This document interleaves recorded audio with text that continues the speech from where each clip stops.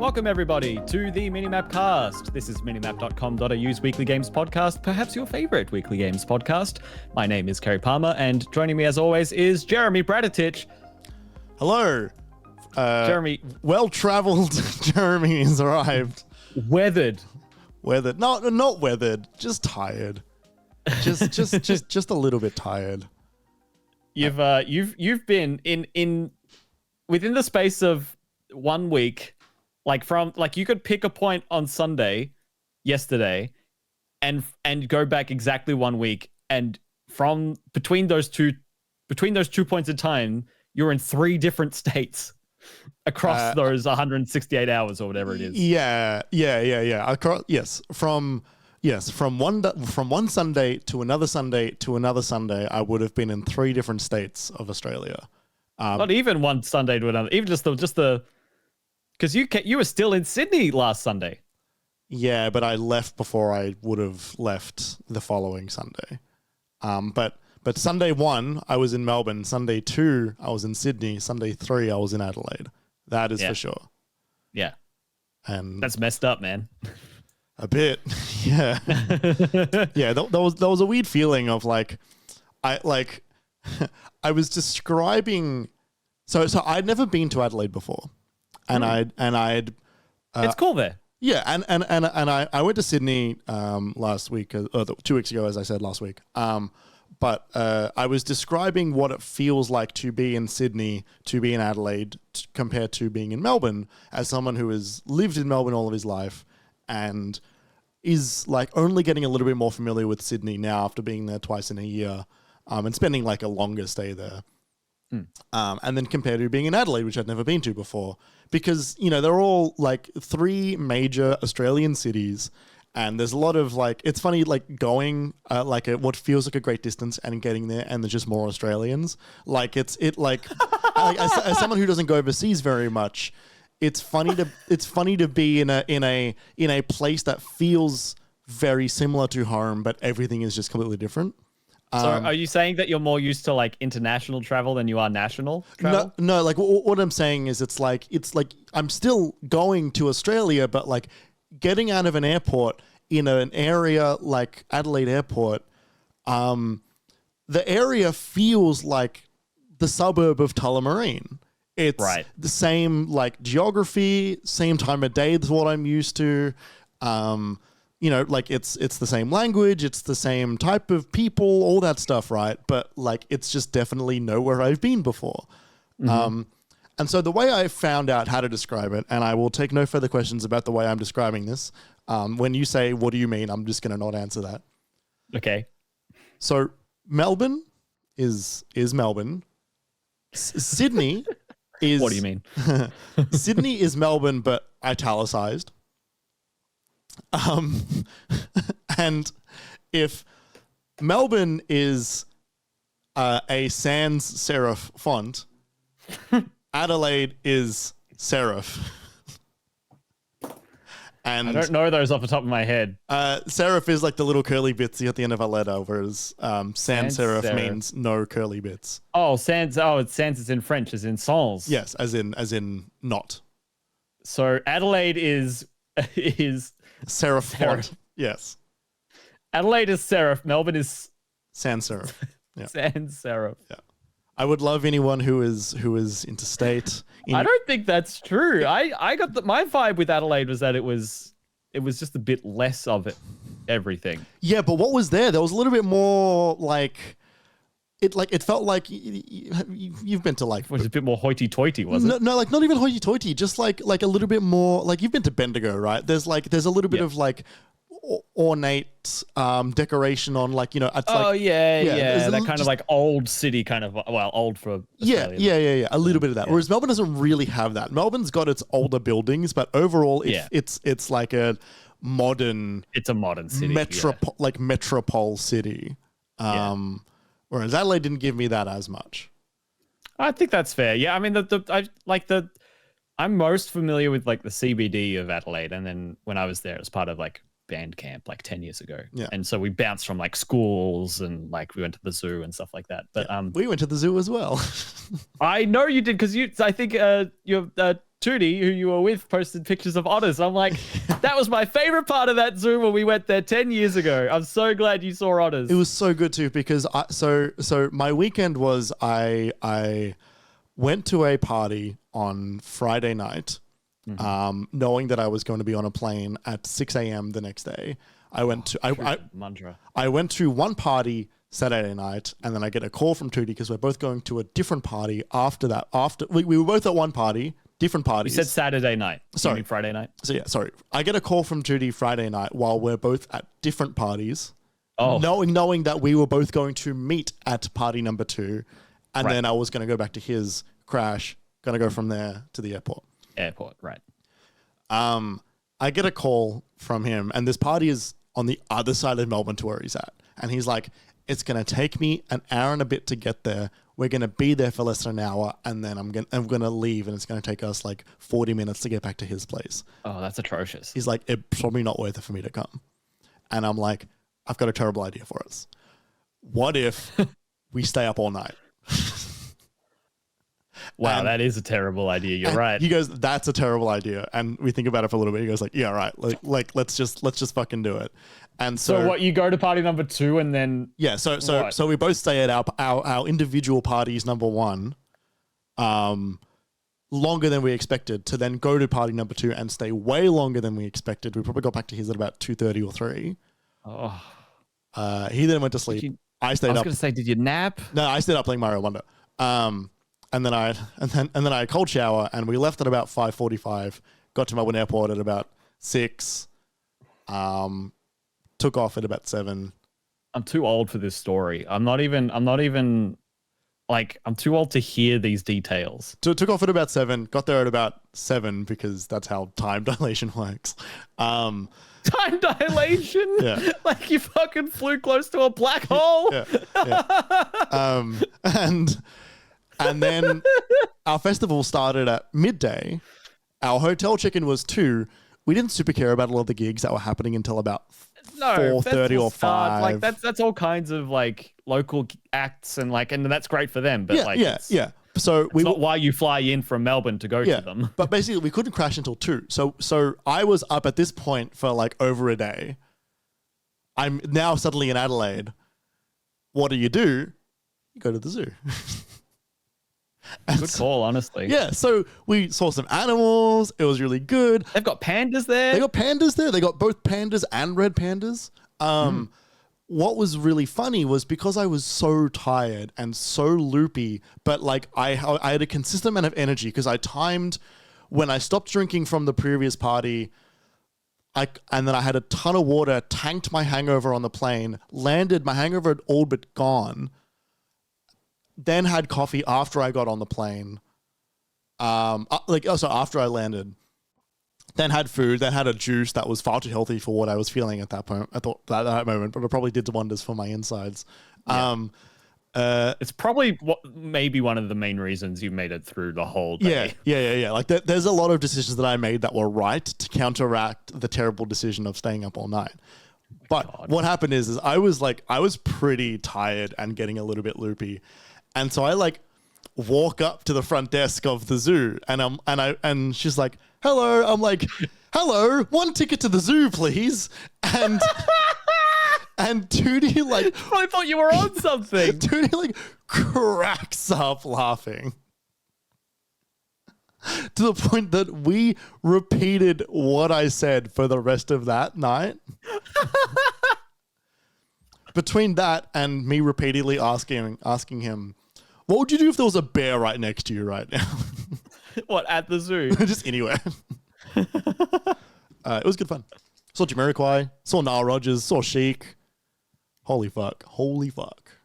Yeah, wonderful. You posted some videos. I'd love to hear about your time there. But I think we've officially hit our cap of non-gaming related discussion for the front of the episode. So that's like a pre or post. That's like a mid or post show thing. Yeah, that's something we'll enjoy with Twitch chat. So stick around, chat, if you want to hear about Jeremy's. I can only assume transcendental moment of seeing Jamiroquai live. So before we do that with chat in the break or in the post show, we're going to talk about video games because, believe it or not, that's what this whole podcast is about. if you weren't aware, minimap.com.au is our website, and it's where we host all kinds of things, including this podcast, the MiniMapCast. Can you tell I'm not reading my script? I can. The MiniMapCast goes live on all podcast platforms every Wednesday with 24 hours of early access given to all of our wonderful patrons. More on that in just a second. If you like what you're hearing, it's very rarely about Halloween parties and South Australia, but hey, thanks. Make sure to tell your friends about us and give the show a positive rating wherever you listen to your podcasts. It makes a huge difference. Only takes a few seconds. If you want to get notified every time a new episode is released, make sure to follow us on social media. We are at MiniMapAU on Twitter, Instagram, TikTok, YouTube, and also Twitch, where we are live every Monday night, 7:30 p.m. Australian Eastern Daylight Time, for the live recording of the MiniMapCast. We're also on Blue Sky, but I don't remember what the thing is. There's Minimap at minimap.com.au. Yeah, well, yeah. I can see if I can change it right now. That's a great idea. So yeah, if you join us live, you can hang into the chat. You can hear Jeremy's live music festival in the different state stories, and that and so much more. So if you're around on a Monday night, we'd love to see you there. We wanted to say thank you to Shook for letting us use the Moog Model D Improv. Oh, pardon me. I'm choking up on my words. Let me start that again. So emotional. I know. I just love Shook so much. Although I do. We wanted to say thank you to Shook for letting us use the Moog Model D Improv as the music for the MiniMapCast. You can listen to more of Shook's music at shook.bandcamp.com. And finally, MiniMap is completely independent and funded almost entirely out of our own pockets. If you'd like to help keep the mics and lights on over here, you can support us by becoming one of our patrons. For $5 a month, you get 24 hours of early access for all episodes of the MiniMapCast, extra bonus features, and more. So head on over to patreon.com/MiniMapAU to help us out. And remember, it's cheaper than a latte with oat milk. Jeremy. Kerry. We've got a couple of things to talk about. But the big one for this week that we'll be spending the majority of the time talking about is Spider-Man 2. And I just really want to quickly interject. It worked. The Blue Sky handle for Minimap is now just minimap.com.au. Minimap.com.au. Same as the website. That's great. Yeah, it's cool, isn't it? That is cool. A little confusing, but cool. Yeah, I know. Yeah. Spider-Man. You'll know people have made it when people start having like IGN handles. But that would be such a bloody pain because like if you change your employment, then you have to like change your entire Blue Sky domain. It's actually not that hard. It's actually not that hard. Yeah, okay. It's pretty easy. Setting it up is more annoying than changing it later. Yeah, which is like a admin thing. Yeah. There's processes around that stuff. Yeah. But yeah, that'll be when Blue Sky's made it. When people have like, oh, I'm under the IGN Blue Sky domain, like whatever that means. Yeah, probably nothing. Yeah. Anyway, so the main thing we're going to be talking about is Spider-Man this week. But before we do that, we've got a couple of things to check in with. I wanted to mention and have a little story time about something I couldn't talk about last week, which was Ghostrunner 2. Yes. We were hours away from the embargo when we recorded our episode live last week. In fact, all versions of the show that went live after the Twitch stream came out after the embargo for Ghostrunner 2 came out. Like it was right after the show ended, basically. But I wrote a review for that game. And it's really good. It's really good. I gave it an 8 out of 10. I think it's got some of the best moments. I meant your review is really good. Oh, cheers. Thank you. I was like, you haven't played it, but yeah, no, it's good because you wrote my review. Yeah. No, thank you. I appreciate it. Yeah, but it's a really good game. I'm not going to go over the review because if you want to know what my main thoughts are, I wrote a whole thing. You can go read that on minimap.com.au. But what I did want to talk about is it does have, if you find yourself with spare time, if you like neon white and like leaderboard chases and first person shooter platforming, go fast kind of things, then this is a great kind of entry into that genre. It ticks a lot of the boxes that neon white does. Also, if you enjoy sort of cyberpunk in like cyberpunk traversal and like it's a really good cyberpunk world, which I think is really fun. But the leaderboard chasing is so good. It's just, you know, when you how do I describe this? I don't know. It's just so fun to do, and it's something that is not a constant part of my like gaming experience, right? Like I won't always be thinking about leaderboard chases, but when we're playing Astrobot's Playroom on the PS5, and we're doing those speedrun challenges, it's so much fun to like publicly blast you on Twitter when I beat your score, and then you have that story forever of you drunkenly hanging out with your housemates, and then you get that notification live, and then you try and beat it with your housemates that night. And I did it. And you did it. And like it's that same feeling. It's why Neon White works so well, and it's well and truly alive in this game. And I alluded to that in my review, but what I wanted to tell you about on this podcast was something that happened this weekend. So it's been a lot of like, I got to play Ghostrunner, I got to play Spider-Man, got to play Mario Wonder, got to play this and got to play that, got to play Alan Wake. We're doing that today, right? But yesterday I got up and I was like, I don't know what I'm going to do. Feeling a bit flat this morning, not sure. I'm going to sit down at my computer. What do I want to do? I don't know. Oh, I'll do Ghostrunner. And my Steam list of friends playing that game is sparse. The only person I've got playing is actually Mitchell from IGN, who did their review. And so I've got his leaderboard times in there. And we haven't gone back and forth on any level except one, the first one. Yeah.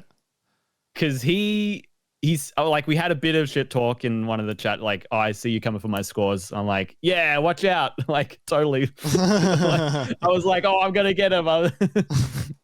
Meanwhile, I'm a little scared. I'm like, Mitchell's really good at like a lot of games. Like, anyway, so he what was it? I think I went back to the first level. I bopped I did as good a score as I could in that first level. I'm like, here, top that. And he was like, okay, bet. And he fucked up my score. So it's like I got like a 4 minute 5 second record or something like that. And he brought it down to 3 minutes 52. And at the time I got my 4 minutes 5, I was like, I don't really know where I can shave off more than like a second or two throughout this whole thing. And then Mitchell comes in beating my record by like 12 seconds. I'm like, 12 seconds. Fuck. And then I didn't touch the game for a week, right? That was right as I like published my review. He bopped mine. I'm like, I'll get to that.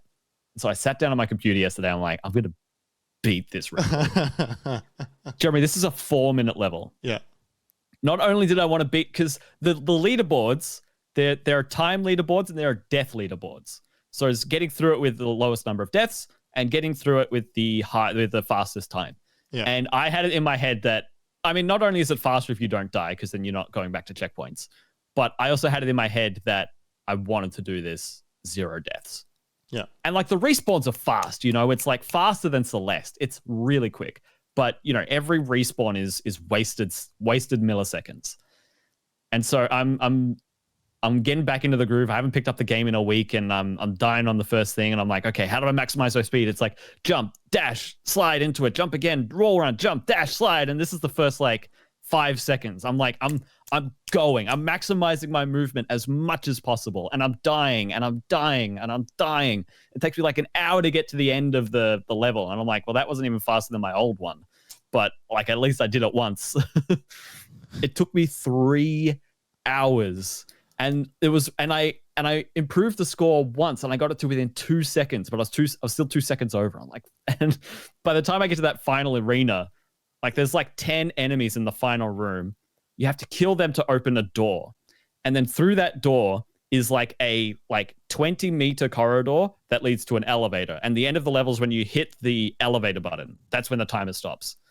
And so as soon as you kill the last enemy, the door unlocks. And I'm like, I kill him, and I'm like, go, go, go, go, go, go, go. And I'm smashing the dash button, running out my stamina. I'm like, get to the button. And I'm running, and I hit it. And I'm like, what's the time? But after 3 hours, I did finally beat it. 3 hours? 3 hours on a 4 minute level. So right now, the record stands. Mine's at 3 minutes, 50 seconds. And Mitchell's is at 3:51. Nice.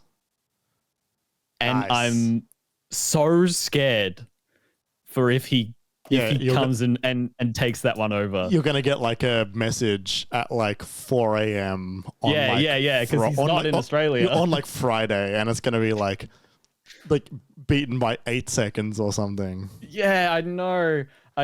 He also now that people have the game, like there are going to be speedrun strats found. There are going to be optimal movement tech. Yeah. There is going to be optimal movement tech. So yeah, I just wanted to share that story. Yeah, nice. Yeah, I love that shit. Like it reminds me of It's good in every game. We did it in Mario Odyssey. I was just about to bring it up, Mario Odyssey, when we did the RC car race and we would just tweet at each other. And like, look, realistically, back then Twitter was a lot easier to just get around more and more people on it. But like, yeah, it's good to just like be competitive over something that, like, there's a competitive aspect to it, but it's not the point. But that also kind of makes it a little bit more fun, because if it's an intensely competitive, directly competitive thing, there's a level of skill that like we're partly not as interested in. Like a racing sim, for example. Like I think like you and me and like, you know, the people that we would race against, like we're not super interested in like shaving off 1,000th of a millisecond around like the, you know, like a real life course with real life cars. But when it's something a little bit more fantastical, a little bit more like potential different approaches to things, and then trying to figure out like, why do you have 5 seconds on me? Like, what are you doing? Yeah. Like, what are you doing completely different to me? And it's not that neon white thing of seeing like ghosts in front of you either, which I think is really helpful. I like not seeing ghosts in front of me and being like, I don't know how you're faster than me, but you are. In neon white, you only see your ghost. You don't see other people's ghosts. Oh, right. Okay. Yeah. So like you see your ghost and then you're like, okay, I've done that as perfect as I can, but you've still got 8 seconds. Then like you and I are doing something very different and I need to try and work out what that is.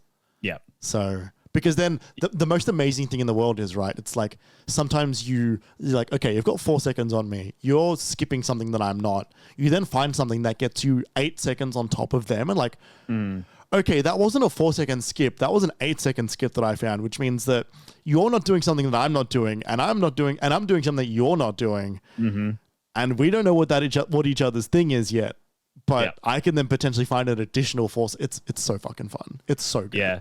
That first level, I think there's less of it, mostly because it's the first level, right? So it's fairly linear and tutorialized in the combat arenas. But like in the future encounters, so many of those arenas are very open-ended. Yeah. Like they give you like 3 ways forward. Like there's a grind rail on the left, there's a boost jump up to the right to an upper level. Ultimately, you have to go around and kill all of those enemies across the whole arena. Yeah. But what's the fastest way you can pull that off? Yeah. It's good. I should go back to Neon White. Yeah, you should also play Ghostrunner too. I should also play some of it's not the, I didn't give it a 10. It's not the best game, but it does have some of the best moments in games that I have played this year. And I loved 1. Like I want more 1. So you need a sec. Yeah, exactly. Yeah. Sorry, there was a big crash sound, like a maybe a dropped ball or something. Just messaging Sam to see if everything's all right. Yeah, it's great. Yeah, cool. Also, I just want to touch briefly on Alan Wake 2. I just played a couple of hours today. Ideally, we're going to talk about that more next week if we get enough time with it. Hopefully. But yeah, Jeremy does want to play Alan Wake 1 beforehand, which he has started already. So maybe that'll be in a couple of weeks then. Yeah. But also, the game's like 25 or 30 hours long, so no promises. Yeah. Maybe we schedule that in for a couple of weeks and just have a big like Alan Wake episode or something like that. Yeah, like, it's funny because looking at the episodes ahead, because we're into like we've got about 10 episodes between now, or like less than 10 episodes between now and the end of the year. Like we might just maybe start filling those out with like a whole game, and it's like it's because we've got a bunch of big games. We're still in that season. We're still in that season, and it's going to be there until close to the end of the year. There's still a handful of big games coming out, so. Also, are we still going to do that Ocarina of Time anniversary retrospective? That's a solid maybe, and there's maybe we can write something.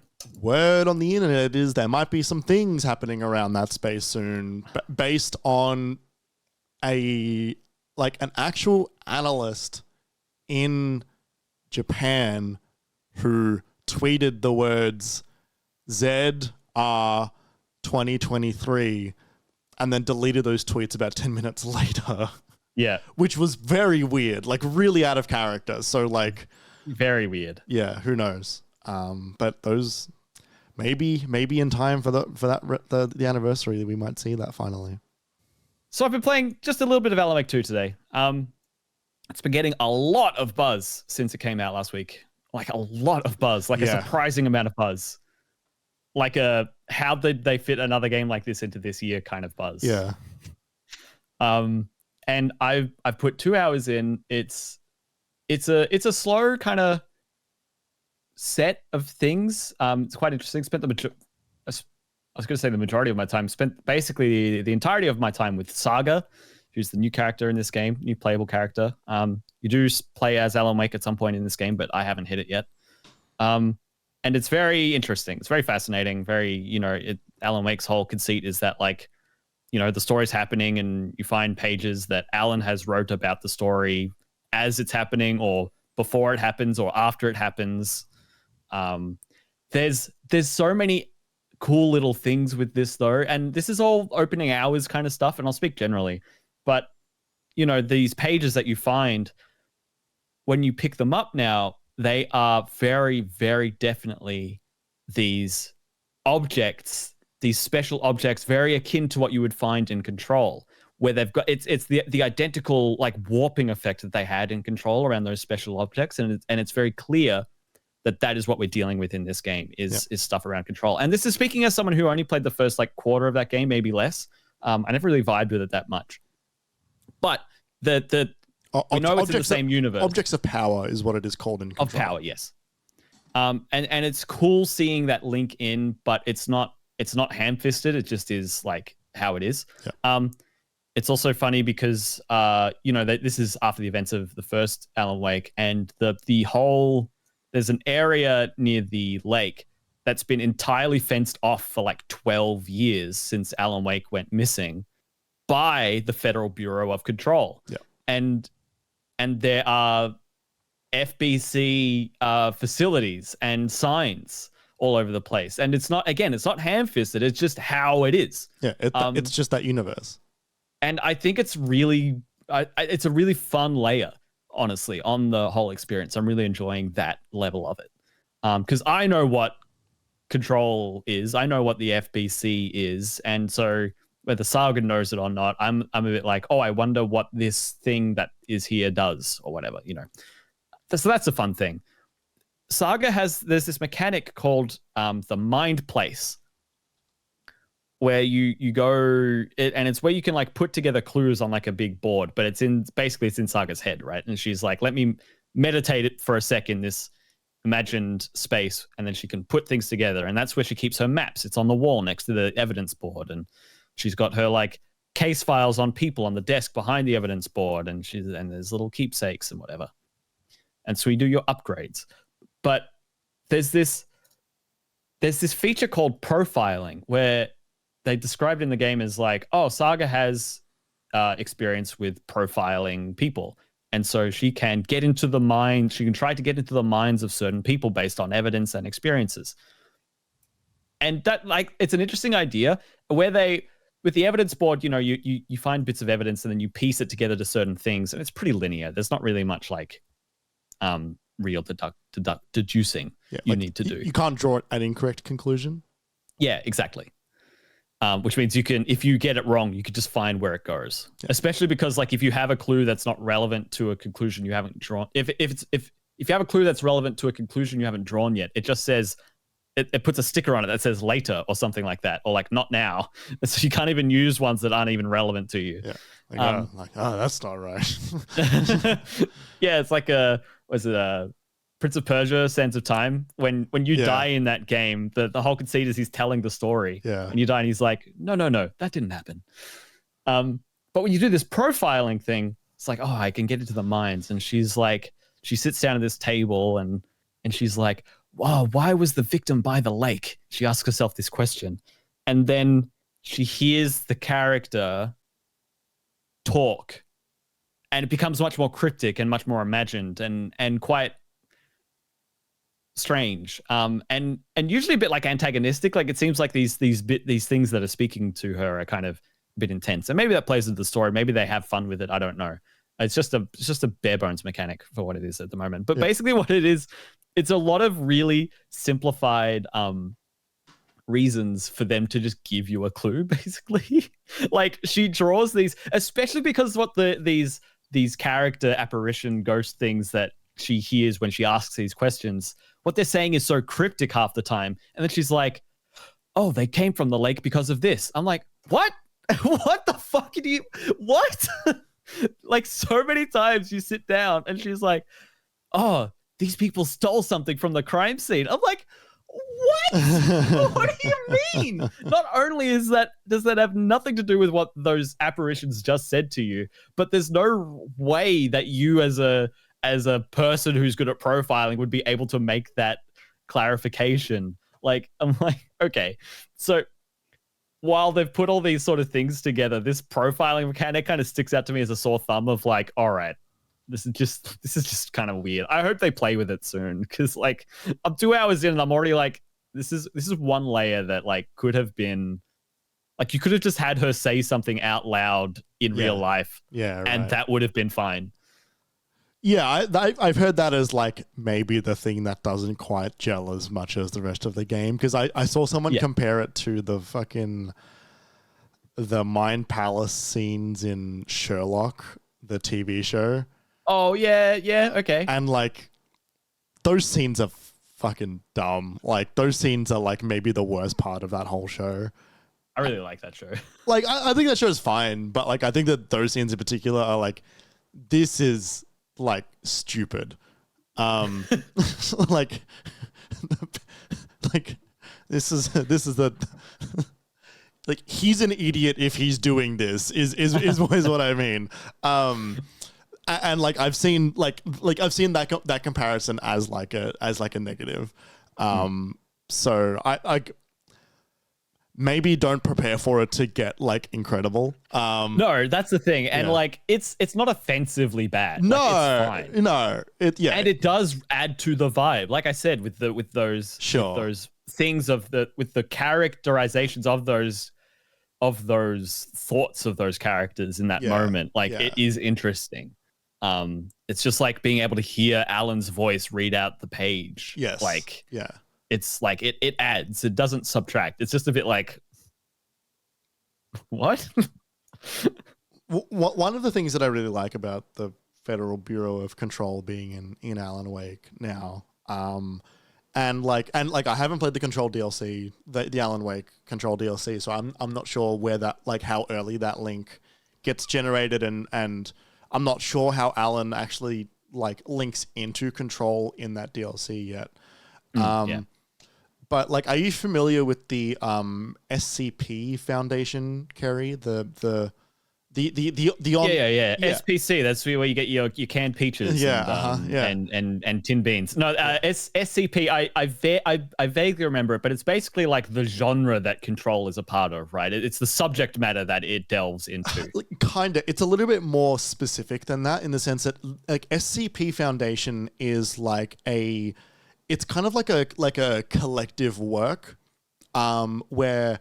Yeah, this is why I never remember what this actually means. It's such a nebulous fucking thing. Well, but it is like specific. But what it is, it's like a collective fictional work where people will write fictional SCP case files about a paranormal thing that they have just written about. It's just a story, and it stands for like secure. It's like control, protect, or something like that. Is secure, contain, protect, I think is what it is. Where it's about like just like people are writing like mostly short form like sci-fi horror stories about things that this Men in Black style invisible organization like everyday things have gone wrong. And they're just running case files as part of this larger collective, and they give each case file a number, and usually they don't overwrite numbers so that it all feels like it's all connected in one big way, and there's, you know, hundreds of entries and hundreds of writers, and it's this kind of like it was part of a Wikipedia that people would just build out, which is what Control directly leans into, which is this idea that there is this thing, and I think it works like this entity that exists and can exist in multiple Remedy games going forward, at least. That I think Alan Wake specifically neatly fits into.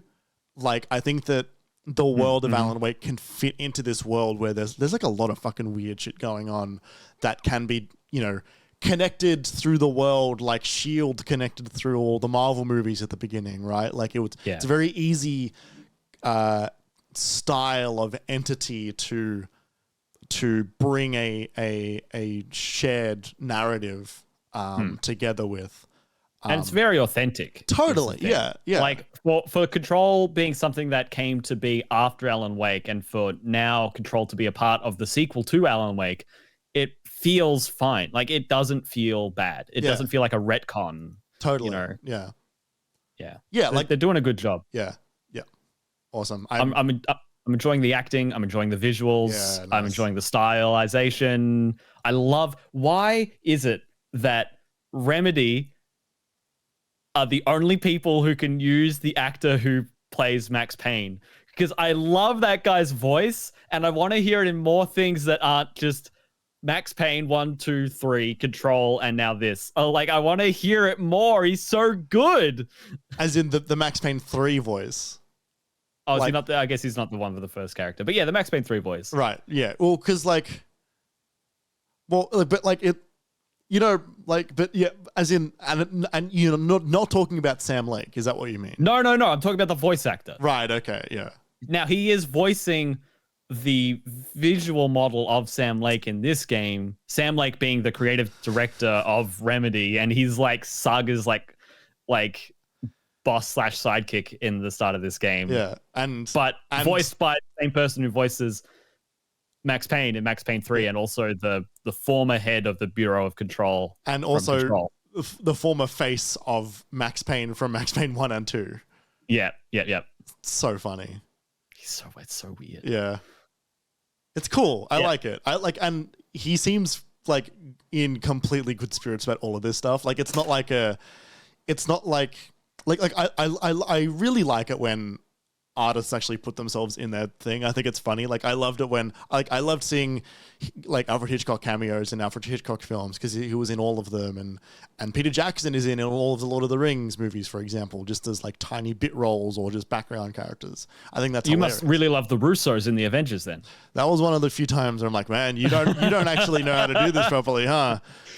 That was me just throwing the ball to you. But for example, like James Gunn is the motion capture for Groot dancing in all 3 of the Guardians films.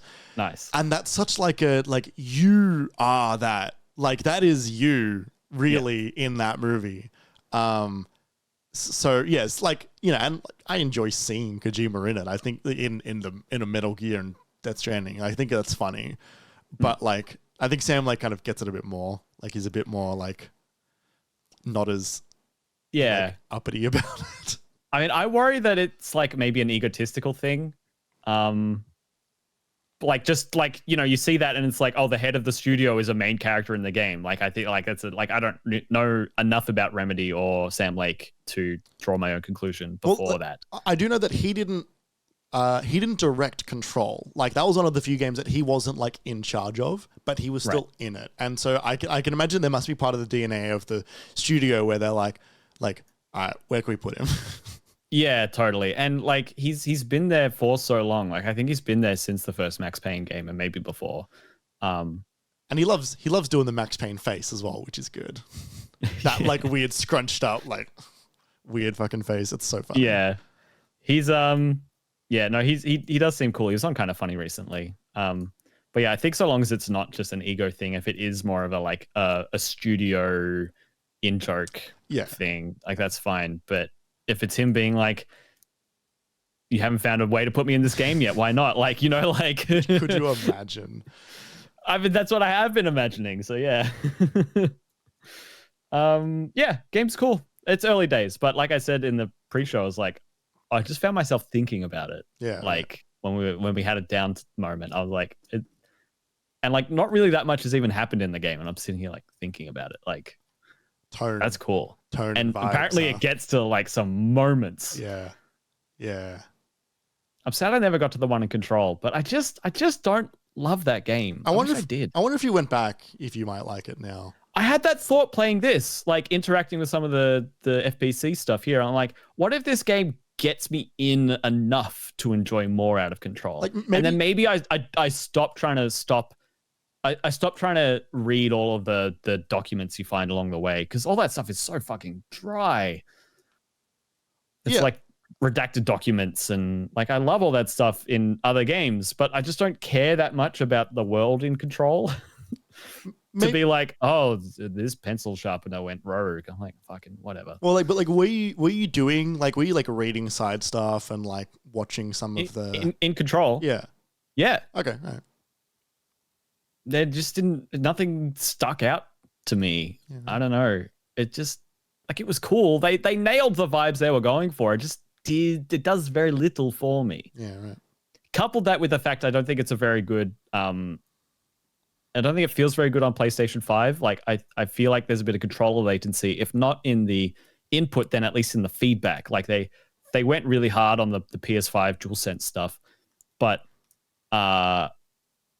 like the rumble is like a quarter of a second delayed on all things. So like when Jesse takes footsteps, you feel it like, oh, left, right, but it's off the whole time. And like gunshot feedback is off in the controller as well. I didn't feel that. Yeah, I couldn't stop noticing it. It really pulled me away from it. I've got it on PC. I think I'd enjoy it more on PC, but I played 5 or 6 hours of it on PS5. So now I've got to play through it again on PC. And you can chuck it on easy and skip a lot of the there's a lot of dialogue heavy moments at the beginning. That's the other thing. Yeah, like they don't give you anything at the start, and she's talking to like her brother or that entity in her head, but they haven't given me much at the front.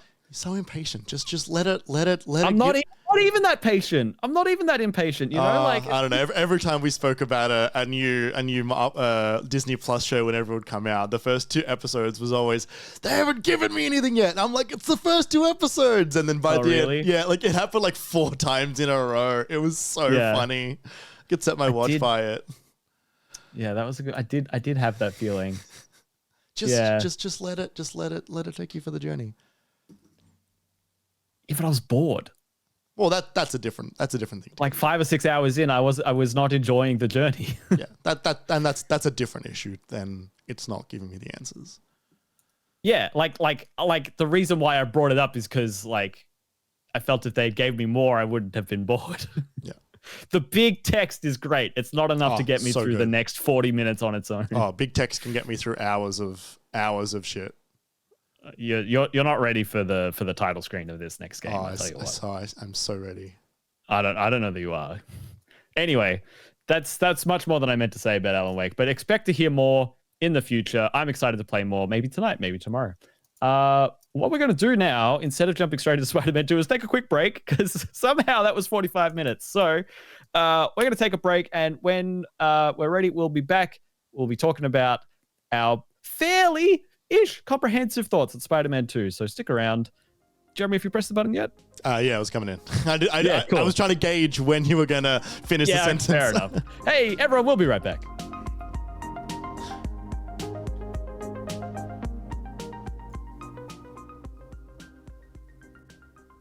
Welcome back to the MiniMapCast. We've been discussing AI voices and what AAA means during the break.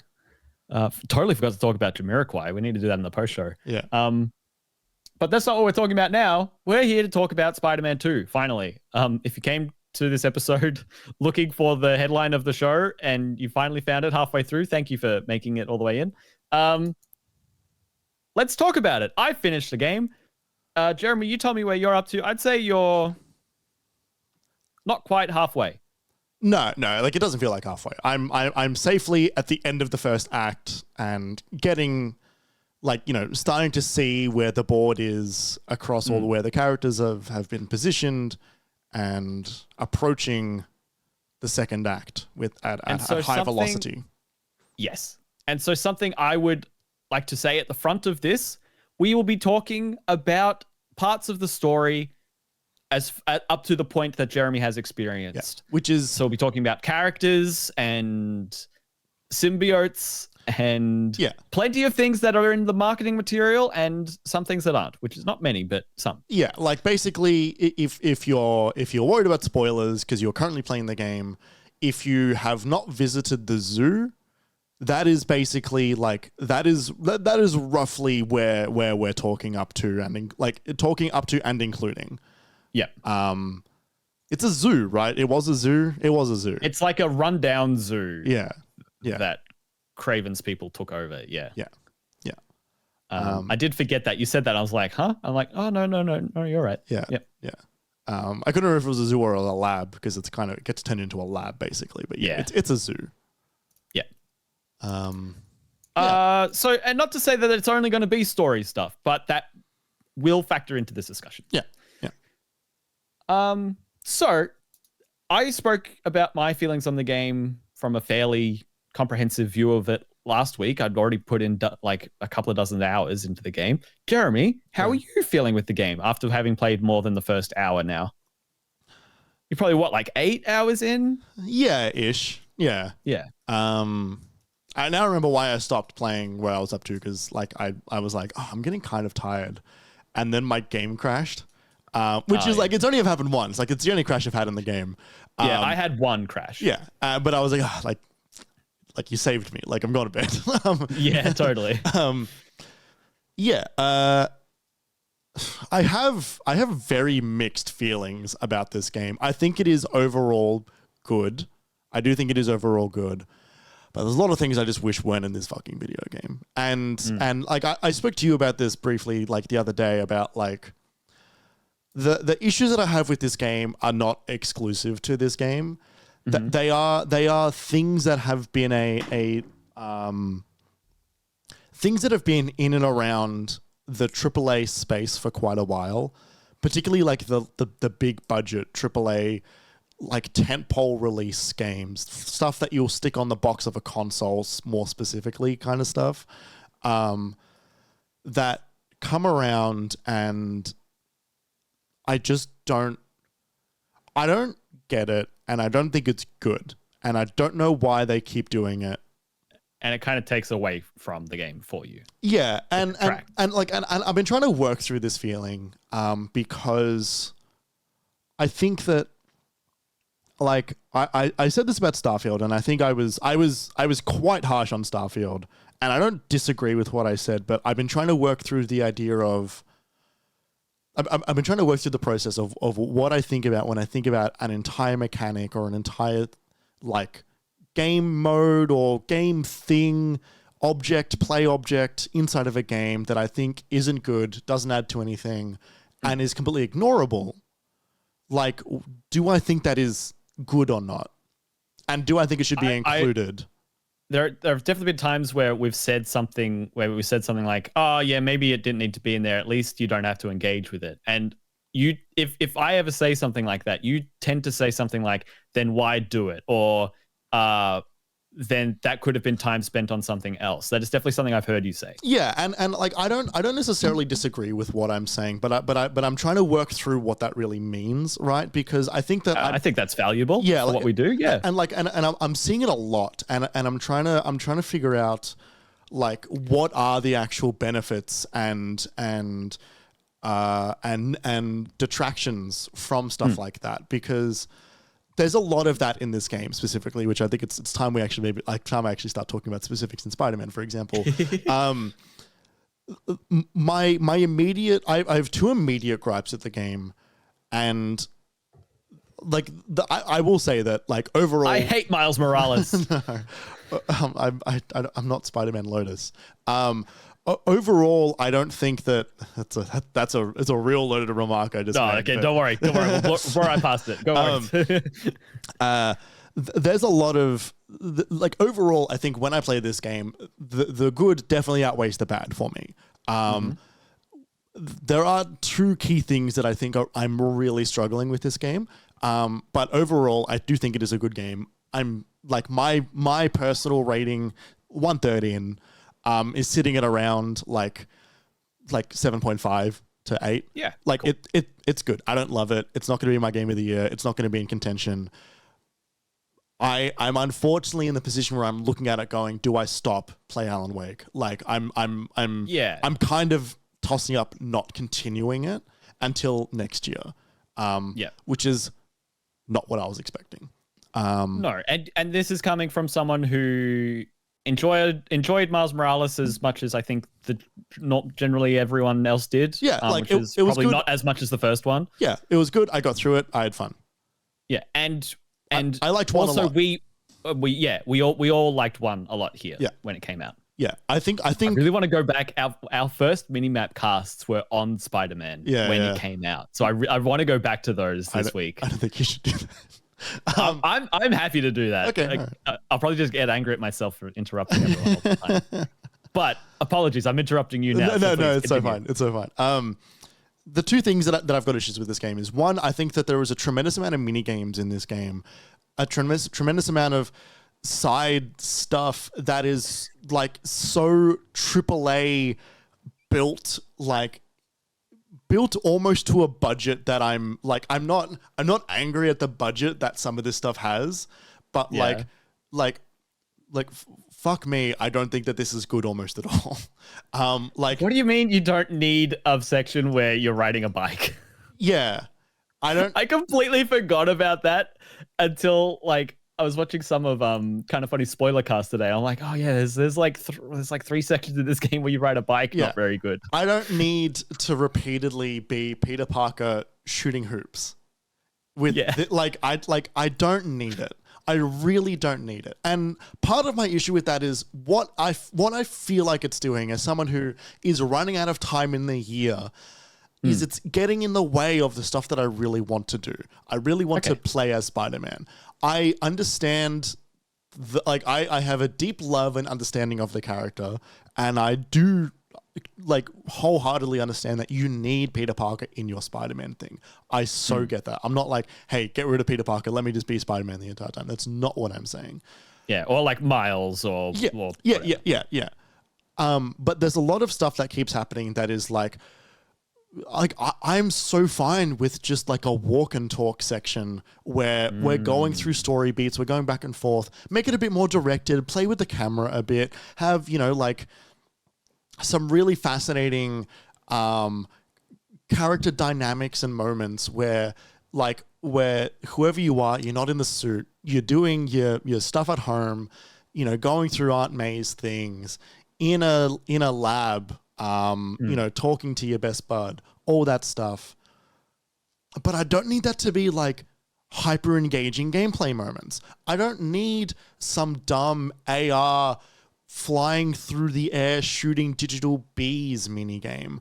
I don't need to be going What? I don't need to be going and doing the same really poorly executed carnival rides over and over again.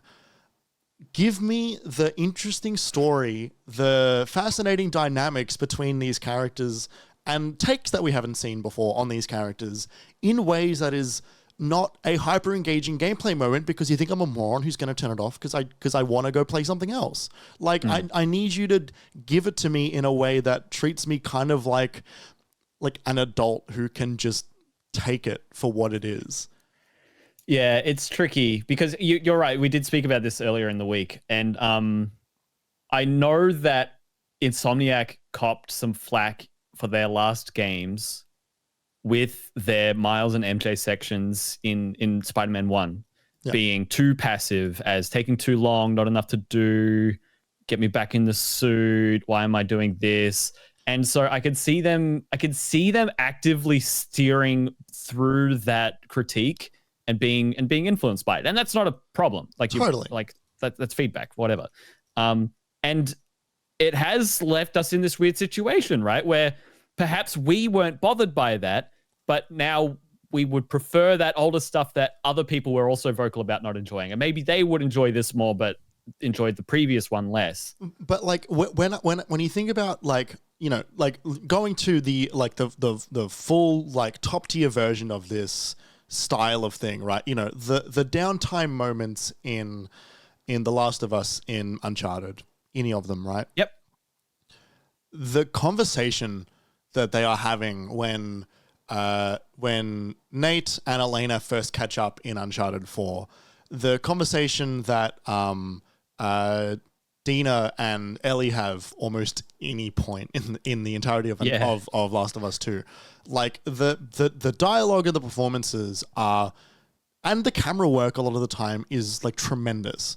The conversations that Thor and Atreus have even is really good, and they carry those moments because the writing, the dialogue that is written is so good.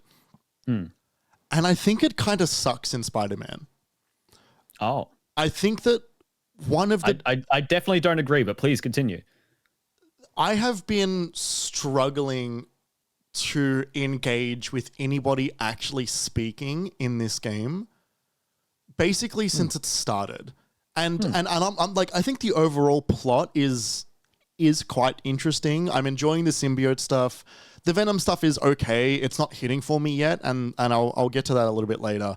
But like, sorry, I'm not sure what I said. The Craven stuff is you what said Venom. Sorry. The Craven stuff is the stuff that's not really quite hitting for me yet. The symbiote Venom stuff is, but which is I expected the opposite because I usually kind of bounce off Venom. I think that the character dynamics are good. I think that the cast of characters that are in this are in interesting positions. They're facing different challenges to what we're like usually expect from, at least like the movies is the most immediate thing we think of. But like, and they're pulling stuff from the comics that I have experienced and stuff that I haven't experienced. And overall, it feels fresh. It feels interesting. But I think the actual writing, the actual dialogue, and while I'm enjoying the characterizations, I hate the words that are coming out of their mouths, and I also don't I don't love all of the performances. I think that they are fine. I don't think they're incredible. I think that everyone's doing okay. Everyone's doing totally okay. But when they're having quite like intense dialogue moments that are like, when that's the focus of the scene that I'm in, I think it falls flat. When I'm swinging, when one of them's having a conversation, like when I'm in combat, when someone's having a conversation with someone on the phone somewhere else, I think it works better there. But maybe that's because my brain is thinking they're having kind of a 3/4 conversation because they're also doing something else, when I think maybe they're not meant to be having a 3/4 conversation. But it kind of works in that moment because I'm not actually fighting the actual dialogue writing that engaging.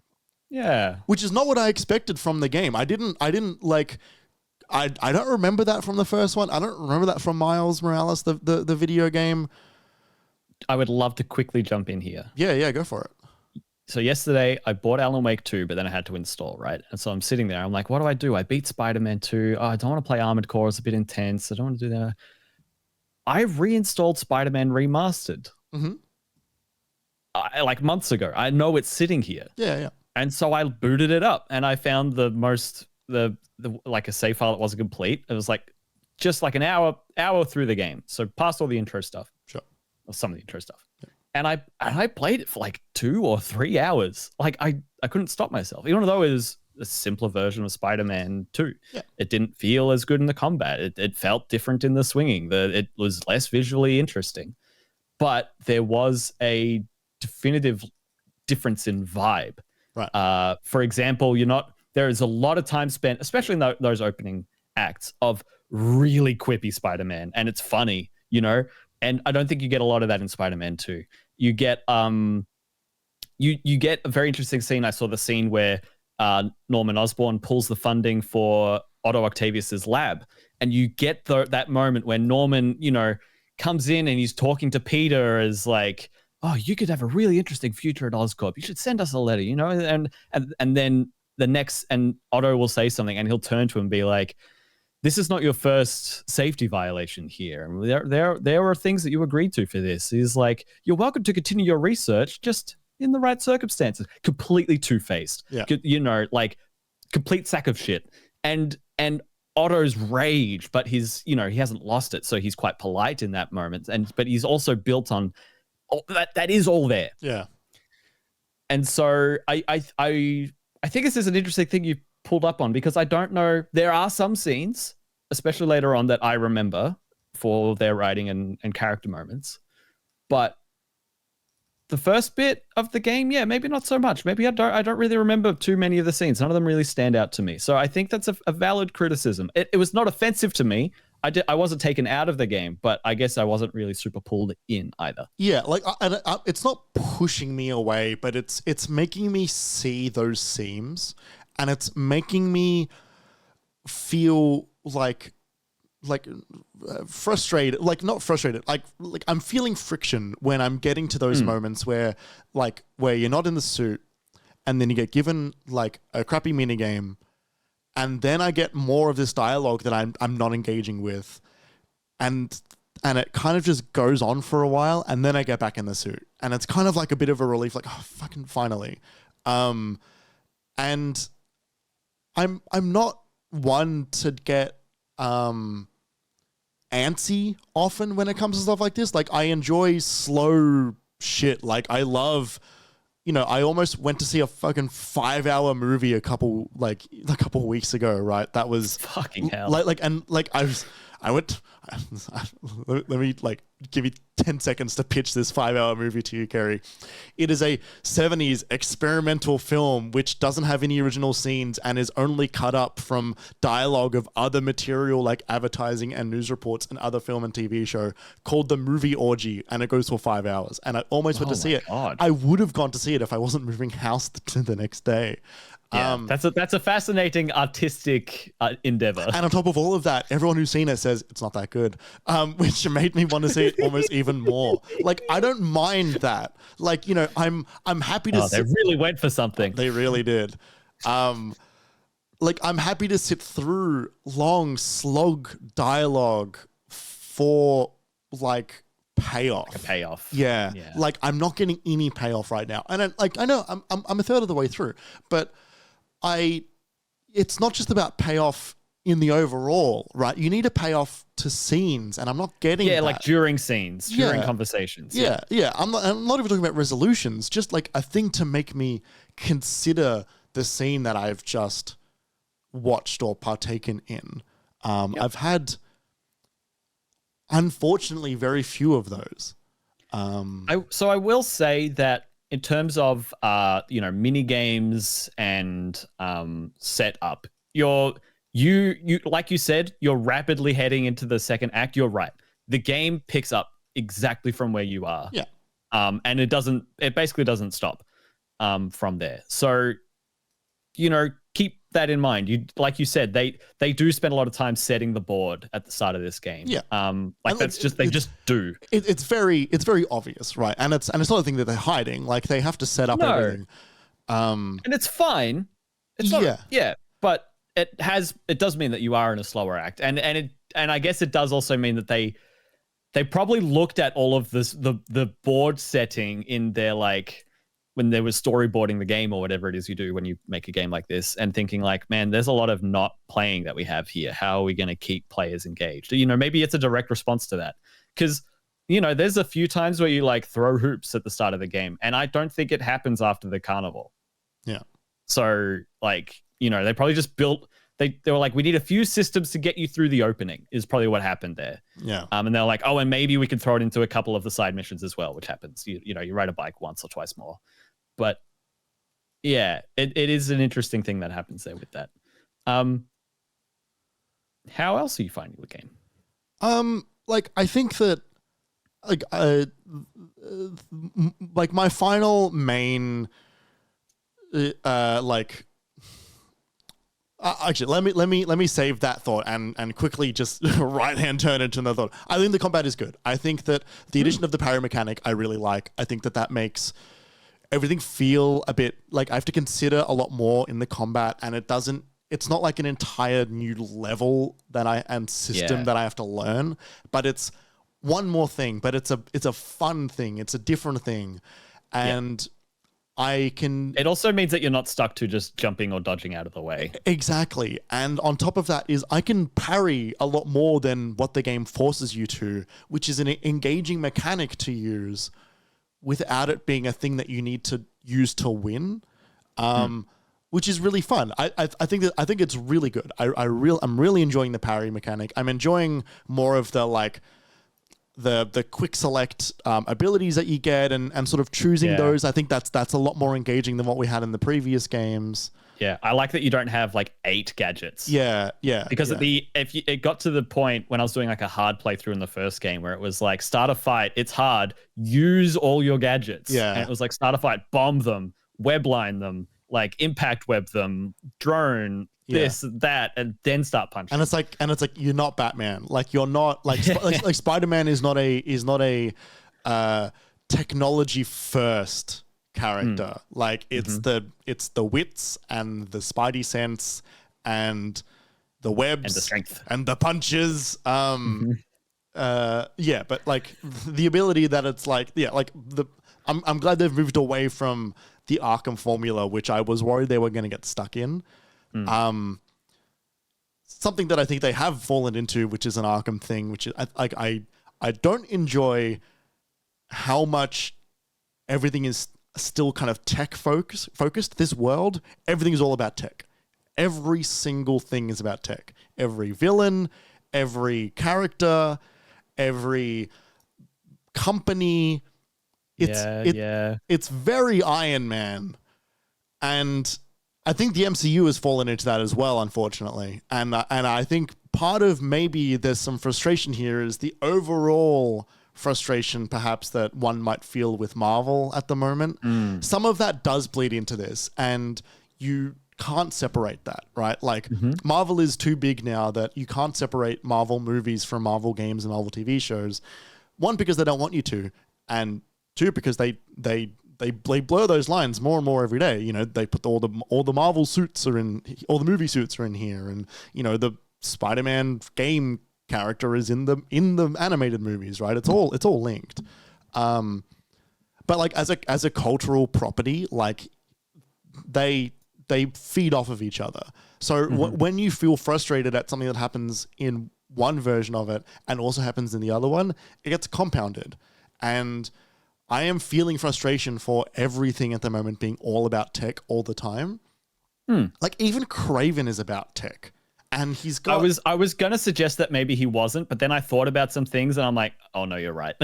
he's got some mercenaries group that seems to have a budget that rivals the GDP of most countries. Yeah, exactly. He's got like VTOLs with active cloaking and giant drones and like dogs. Giant robot dogs, which I don't enjoy fighting. But also even the little things like his suit, right? Like his suit is this designed lined work suit that makes it look like it's inspired by animal hide, but it is definitely like a designed padded Kevlar suit. Yeah, Kevlar, yeah. And like the original design for Craven is he's wearing like lion skin. Like he's like a big game hunter. Like that's his ridiculous thing is he like wrestles lions for fun and has a throne made out of ivory, right? And they don't do that here. He's another tech hunter. And that's so much less interesting than like a guy who's like, like I'm here to hunt and like I will just do whatever I can. Like have you seen this? You've seen the scene with Scorpion already, right? Yeah. So there's an interesting point there because I kind of like the idea that Craven is adapting. Like my headcanon kind of puts it in the way of like everyone he is coming across is tech focused. You know what I mean? And I like the idea that he's adapting to all of the tech focused shit that's in front of him. Because honestly, I think he gets there where it becomes less about the tech. When when further in the game, it does become less about that. Yeah. Yeah, and it's not about what he's wearing, and it's not about his company or his VTOLs. Yeah, I think he grows to be better later in that regard. And like you start to see some of that with like he gets stabbed by scorpions venom and it does nothing to him. But also he's so big. He's huge. But he also he didn't hunt Scorpion. He got his goons to fish him out and then put him in a room and just sort of stood there and just kind of just shirt fronted him and then killed him. It was not a hunt. That's not what was happening here. And I don't fucking get it. There's a feeling I feel with Craven and his group of hunters in this game where there are a bunch of pests. Yeah. They're pests in the story. They're very annoying. Yeah, because they go away and then they pop up at inopportune moments and then they're just Silver Sable is who they are. A bit, yeah. And I think Craven's a bit more interesting than Sable was in the first game.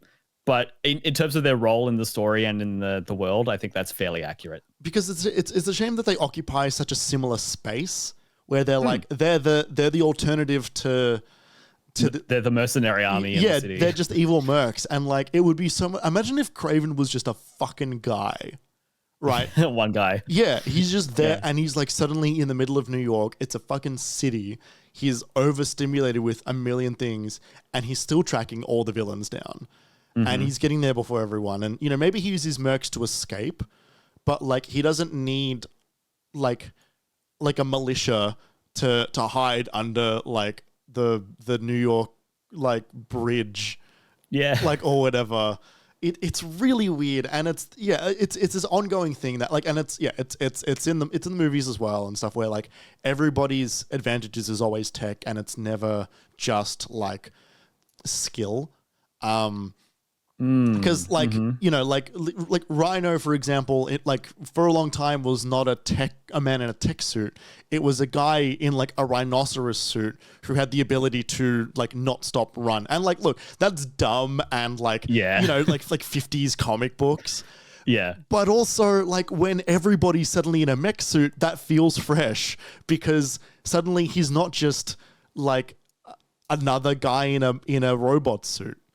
You're not doing the Transformers here. You need some variety. Sometimes you need Mysterio's another one. He runs an illusionist, an entertainment tech startup company that is trying it's a VR experience. Yeah, the future of entertainment, and it's he does parlor tricks. Is the original thing. He used to be an actor. Yeah. It's everybody feels so similar all of a sudden. Everybody's just and this feels like the fucking Amazing Spider-Man universe where everybody was an Oscorp suit, which wasn't good. And that was not a good thing to do. Mm-hmm. And that kind of falls into Spider-Man as well. He's very, very tech focused, and I know that Peter Parker's a genius and stuff, and they've done Peter Parker the tech billionaire in the comics as well, and that wasn't good because it was just a rival to Iron Man. It felt bizarre and it felt samey, but not as good because the reason it works for Iron Man is because he's got ego and he's arrogant, and Peter isn't that, which makes him fail as a tech billionaire. Yeah. Giving him this in this game is look, I'm looking at this building being this building's going to blow up at some point and that's going to be all right as a set piece because it also means that they're not going to continue this thread line, but it just doesn't really work a lot of the time. Make my boy suffer. He's the best when he suffers. Yeah, it's funny. That being said, I love the much for me the tech stuff, but yeah, I love the dynamic between him and Miles the most in this because it's a very different relationship than they have in the first game, and they're having some really wonderful like, oh, like we were real close and then like your best friend came back and we're not like hanging out as much and I feel weird about it, but I've also got my own shit, but I'm using you to distract from my own shit. Miles' story at the moment, I'm feeling way stronger about than Peter's. Yeah. Which is weird because it feels like the game is putting him in a backseat position narratively, but also like importance-wise. It does happen a bit like that, where some of the stakes aren't Miles focused, even if he ends up helping to deal with them. Whereas they could be more, let's say in this first act, for example, when you get the carnival thing and then Harry shows up, like that's a whole thing. And that's now a Peter thing, right? That's not something that Miles is going to have a mission about. That's something that Peter's going to have a mission about. Yeah. And they play into it, and it is interesting. I am with you that I am honestly more there for Miles's side of things than Peter's if I had to pick one. Yeah. I think the way they mesh and the way they weave in and out of each other's stories is great. And I think the way they introduce different tensions for both of the characters, that especially in that first act when they're working a lot together, in the Sandman fight, and then when they're trying to protect the escort from the raft of Lee and Scorpion. Yeah. And it becomes a thing for Miles where, Miles wasn't hell-bent on vengeance when Jefferson Davis was killed in the first game because of Mr. Negative, because of Martin Lee. But now he has to deal with Martin Lee, and he's Spider-Man now. Yeah. He has powers, and he's trained. He's not just brand new, fresh Miles Morales from his game. He's experienced. He's got his own thing going on, and it's fucking him up. Yeah. It's really challenging him, and Peter seeing Miles go through that and helping to be his North Star, helping to be his guide and his rock in that situation, while Miles kind of lies to himself, is like, no, I'm fine. And you're like, no, you're not, mate. That's a really interesting storyline. Yeah. Which is hilarious because the game's villains are like Peter-centric. And yeah, even Martin Lee is as well, because that was, he was the founder of Feast, and that's where May worked and all of that. Martin Lee doesn't know who Miles Morales is. He just sees another Spider-Man. He doesn't know that he killed that Spider-Man's dad. Like, it's not, that's not his villain. It's not, but but he is Miles's villain, sorry. I mean, sorry. No, I know what you mean. In terms of, he's not the Miles Morales Spider-Man's villain in terms of the comic. Yeah, like I get that. No. Like I just mean in terms of like Martin isn't like ha, I killed your dad, whoever you are. Like yeah. Like in the same way that Otto doesn't know who Miles Morales is. Sure. Yeah. I think there's really great moments in this game. How did you feel about the I was about to ask you about the Sandman fight, and then I remembered that you messaged me about how sand doesn't melt in water, and you started messaging me about all these like sand technicalities. I'm like, mate, what's the problem? I messaged you one sand technicality. It was just very dumb. It was the only thing you'd messaged me about the game. I'm like, okay, Mr. Professor Sand over here. Look. When you've got a bunch of sand on top of a building and you pour a bunch of water on it, sand doesn't disappear, but it does in this game. And that was dumb and silly, but I thought it was funny and dumb. Yeah, totally. Yeah, it was very dumb. The reason I brought it up is because I think this game does the sort of Ratchet and Clank thing a couple of times of being the next gen PS5 game. You know what I mean? Yeah. When you get what I love about thrown. Exactly. Like what I love in this game is that it does not feel that ham-fisted. Like there's a bit of a time where I'm like, okay, this is a bit of a next gen moment, but okay, you feel differently, but that's fine. No. I feel the same as you, but I have a thing to bring up. Okay, cool. I just love that it isn't so ham-fisted that I'm like, okay, here's the make me use the touchpad in Killzone moment. You know what I mean? It's like, oh, cool. There's a fast loading thing that just makes them do a new thing in the game. That's fun. That's cool. I like that. And that scene where Miles gets thrown by Sandman is phenomenal. It's so cool, and it's very it gets me very hyped up seeing it, which is great. What's this thing you're laughing to yourself about? I'm gonna accidentally call you out in a way that you are gonna be completely unprepared for. Oh fuck! Did you like play a scene going, "Oh, Kerry's gonna love this" or something? No. This is even worse. Sorry, I'll be quiet. Years and years ago. Oh fuck! Leading up to the release of the PlayStation, leading up to the imminent announcement of the PlayStation 5. This was before we saw what it was. This might have been when they announced. Was this the Cerny tech thing? This was. Or before that, because there was are you talking about when they loaded the PS4 map with an SSD and then they like zipped through the city? Okay, yes. I don't remember what I said, but yeah, that was. I do. It was like 1 year before the PS5. Go on. I do remember what you said, because you saw that and you were like, what the fuck's the point of this demo? Like, this is a completely unrealistically used case. It's like, okay, they're loading the map really fast in really big chunks and it's not lagging at all. But like, you're never going to do that in the game. It's a really dumb thing to be showing everybody. I want to see some PS5 stuff, not this like, zooming through the city at unbelievable speeds. Okay. What you said. And it is so funny to hear this now. I'm right. Because this is different. No, because this is different. I am right. I am right. No, because that game was made with the upper ceiling of the PS4 Pro in mind, right? I know. But they're running.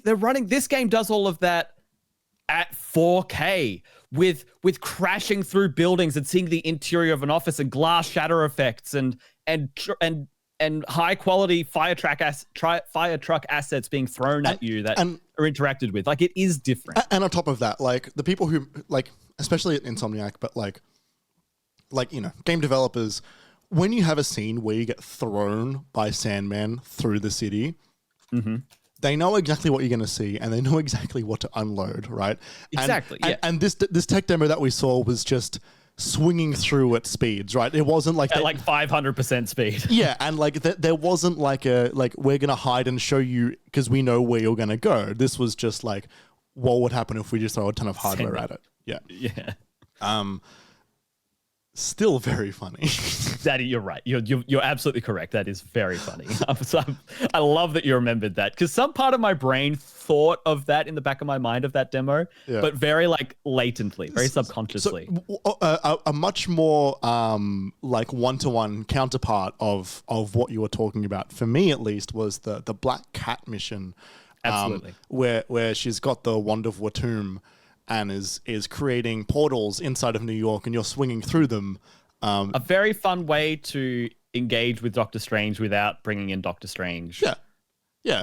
Like it's a very cute section. That's the Ratchet and Clank tech that they're using there. Exactly. They're like, oh, portals. Yeah. And also they're playing a bit on Infinity War as well, where Spider-Man was doing combat stuff with Doctor Strange and punching Thanos after jumping through a portal. Like there are those bespoke takedown animations you do with Black Cat when you're fighting together at the end of that quest. Yeah. And it's like, fucking sick. Yes, great. Yeah. I love that you just gave us a 3-minute fight so you could like flex. Yeah. Like, go for it. And I quite like Doctor Strange, Spider-Man being adjacent to each other, because neither of them are like, in my opinion, neither of them are like Avengers. No matter what the movies will have you like feel, like they're not like, Spider-Man is never an Avenger that stays an Avenger. I didn't feel like he was in the MCU. Yeah. Very much like a visitor. Yeah, and Doctor Strange is also definitely not. But they have bounced off of each other plenty of times in the comics, and they're always really good together because they're kind of these solo things. They've got their own like areas that they deal with, and when they team they're up, very separate. Yeah, and they also like are very, very different personalities. But they also always learn something from one another, which is always very lovely. And I would totally love for Doctor Strange to be a small character in the next one. I don't want him to be like I want him to be in there for a quarter of it, right? Like not a lot. Like a quarter of a mission or like a quarter of a game? A quarter of the game. Yeah, that'd be fun. Cool. Yeah, but like I don't want him to be like plot centric, but I don't want him to be minigame centric either. Like have his own little... You don't want it to be one quest, but you don't want him to be a whole arc or a whole like cornerstone of the plot. Yeah. No, that's fair. I would be surprised if we got that. Like, so would I. When you see things in this game about how there was a Nelson and Murdoch law office reference in the first game that's been removed in the second one, it's like, oh, that's weird because this is still Marvel. It's the same people. It's not like they lost the license. So something's happening. Something's happening there. Yeah, you know, and like they're not gonna throw Doctor Strange in for a laugh if they think they can maybe do something with him. And also, like, no matter what the director of that game says, where he's like, stay tuned or whatever to like what's coming next for potential Daredevil stuff, I kind of just don't believe him. I think that was a different decision that was made at some point because it didn't feel clean. No, it's very strange because like the sign is still there, but it's just blank, and it's that version of New York where they could just pretend that building is a different building. So why was it half there and not half not? That's a good point. Yeah. Also, like, is there any Avengers reference in this? Like, I know the tower's still there, but there was the tower's there. I didn't run up it with both of them, but I think I was there as Peter, and he doesn't say anything like he did in the first game. Yeah, strange. Yeah, like more strange, like kind of like a little awkward. Like, what is actually happening around there? Yeah, and when I was playing Spider-Man 1 last night, I did one of the side missions, and this will loop into a point that I have to say. But I did one of the side missions where Spider-Man has to fly through like 8 clouds of pollution or something. And it's that one, every time you fly through, he says a little line, and the further you go in, he's like, and at the end, he's like, oh, I bet the Avengers don't have to do a mission where you fly through pollution or something like that. Yeah, and he makes jokes in the first one about like, oh, they're over on the West Coast or whatever. Yeah, that's what he says when you go to the tower. Yeah, I don't think that happens here. But that does bring me into a line of thought regarding the side quests in this game and the side missions. Overall, I think the side missions are pretty on level with the original game in terms of what you need to do for them and what you get for it, where it's like you don't have to do too much and you get a little bit, but not that much, where it's like you get more than you get for completing things in a Ubisoft game, where it's like you get an upgrade schematic.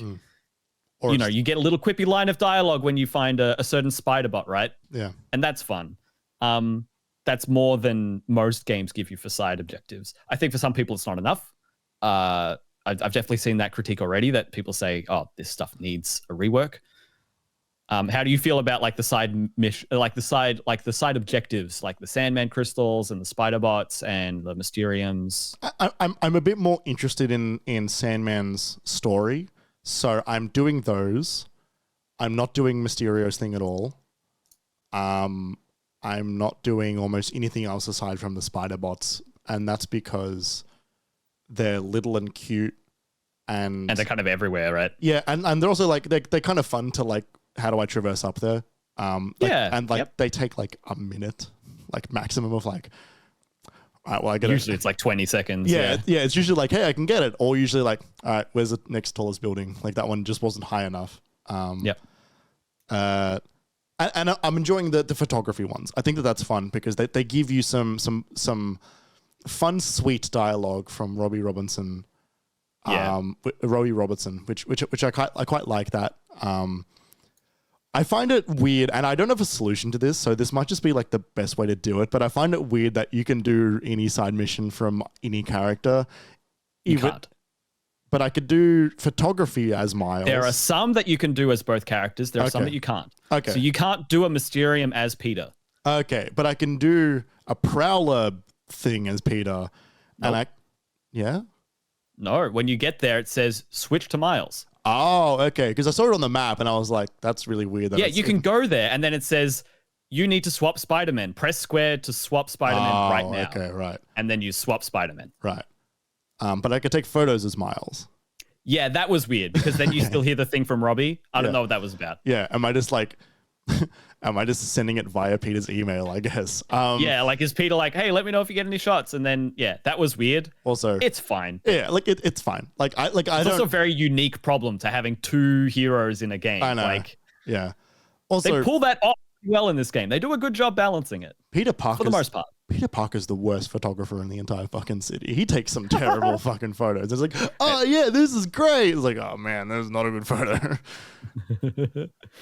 Yeah, it's because a lot of those photos are a lot about references in their own way. Like some of them is just like, oh, cool moment in New York, and other times it's, did you know that Nathan Fillion and Alan Tudyk are in this game? Yeah, I did. I found that out earlier this week. That's weird. Yeah. I didn't notice at all. I just took the photo and left.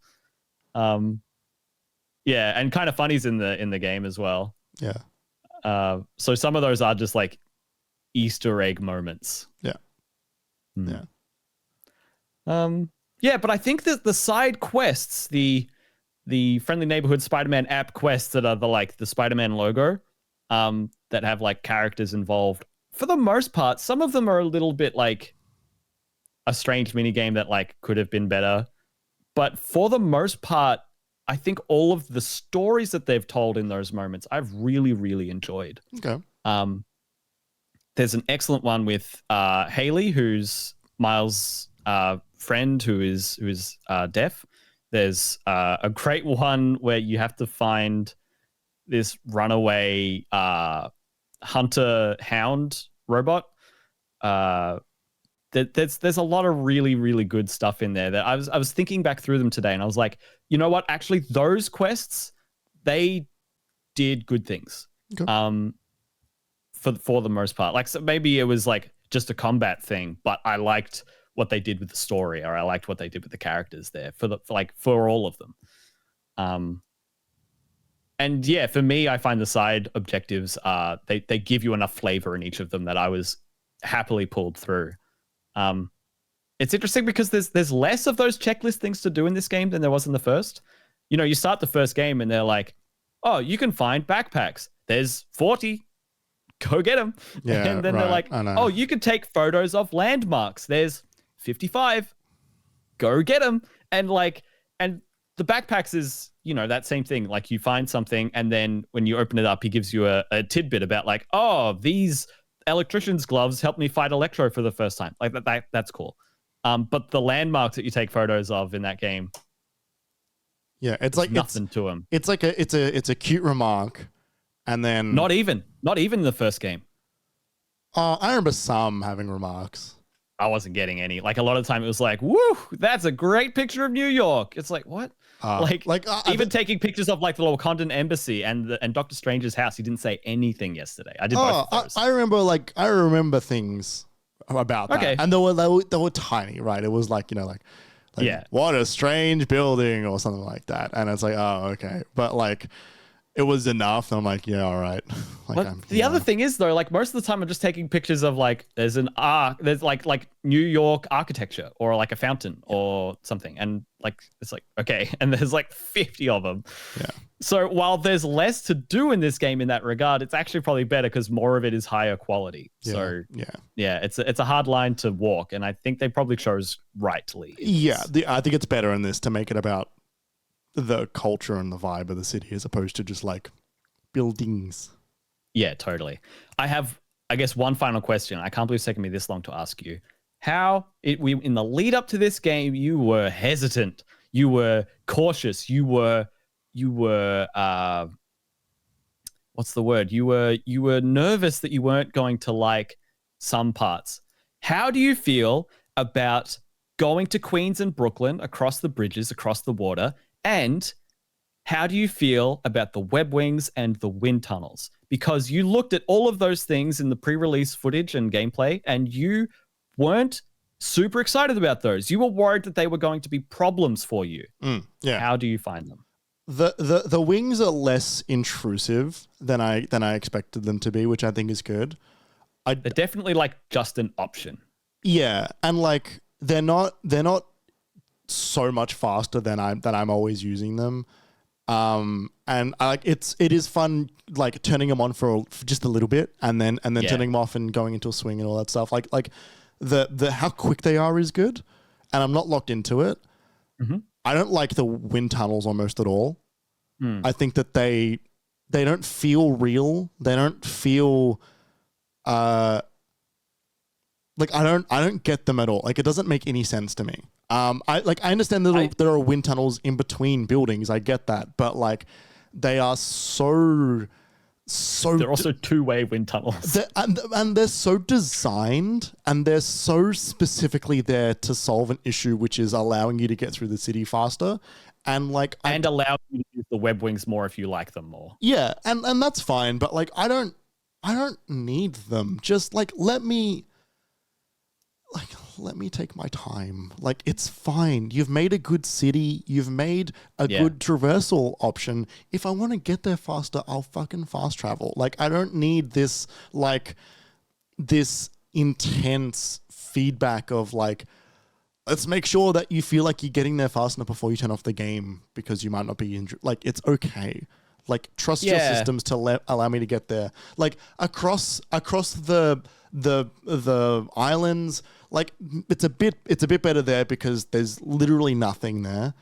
Mm-hmm. I'm finding this except boats. You can point launch off the top of a boat, which is fun. Yeah, like and there's bridges, right? Or the slingshots on either side. Yeah. I'm finding the swinging is grabbing things that are not quite there all the time. And it's being a little bit lenient in the ways that I'm like, there might have been a better way. And I know there's assist. I fuck with the assist, but like, definitely do it because I turned it down to 0 and it made it really hard because it makes it almost entirely physics based. So definitely look into it. Like I've brought it down to like 6 or 7, but I don't mean that like was where I landed. I don't mean like the swinging. I mean as in like I feel like he's grabbing onto something. There's actually nothing above me right now. Like I don't really know what you're grabbing, which is a bit off-putting at times. But like I think the wind tunnels like. This was far too much. We didn't need this. I didn't need this intense, like, the joke is Superman 64 rings, but like realistically, the fucking Superman 64 rings of like, fly through here. Like, it just, let me get there and it'll be fine. Yeah. Last night when I played Superman 1, I was like, I just want to quickly duck back. When you played Superman 1, sorry. Spider-Man 1, pardon me. I was like, just let me duck back. And so I loaded into 2 and I just did like a few crimes for like, cause I've platinumed it because it's an easy platinum and it's good and I wanted to. And I was like, oh, let me go back and see how it feels 1-to-1. And so I went back and I swung around and I did some combat and I swung around and I used the wings and I swung. And getting in the wind tunnel, I immediately thought of, they wanted you to be able to go through quickly because they wanted people to have the experience of that tech demo of being able to fly through the city as fast as possible, faster than swinging would allow. I think that's what they're doing there. It's a tech flex. I only felt that perspective after playing 1 and then going back to 2, because you're right. Most of the other time, you can just get there with swinging if you want to. It is not a necessary thing to do. And the wingsuit works fine without them. It is a perfect supplementary addition to traversal. Sure. But yeah, when I was in one of those straight ahead ones that went like straight through the center of the city, straight across like Times Square, it was like, oh, this is because you wanted a way to go as fast as possible without loading. And like, it's impressive. Like, I get it. Yeah. But like, yeah, your gameplay is good. Just like, trust your gameplay. Trust your systems. You've got good systems here. Mm-hmm. Don't give me a way to ignore them. Yeah, totally. Allow me to engage with them. How do you find traversing in Queens and Brooklyn on that second half of the map?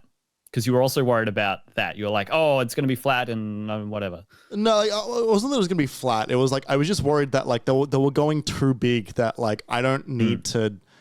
It was a bloat issue. Yeah, it was a bloat issue. And I was worried that the wings were like, like a solution to their own bloating. Yeah, like it's not as bad as I thought it was going to be, which is good. Like they've done it all right, and like the new areas feel different, which is good. I don't need them to go. And I know I said this time, but like I really don't need them to go more islands next time. I don't need them to. Yeah, me either. Like this is about as big as you can get. The thing for me was again playing the first one. and it being a bit slower in the speed because all you had was the island of Manhattan, right? That's that one.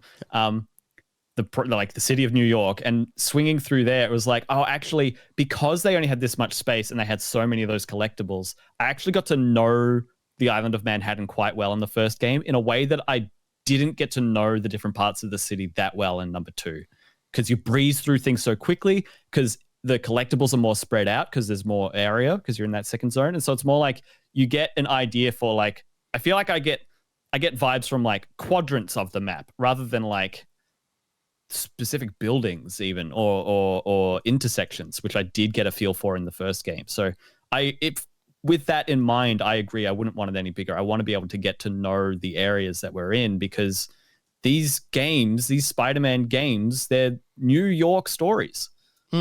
Yeah, and like I've talked to this a little bit before, but like I feel like New York is one of the characters in Spider-Man stories and Spider-Man canon.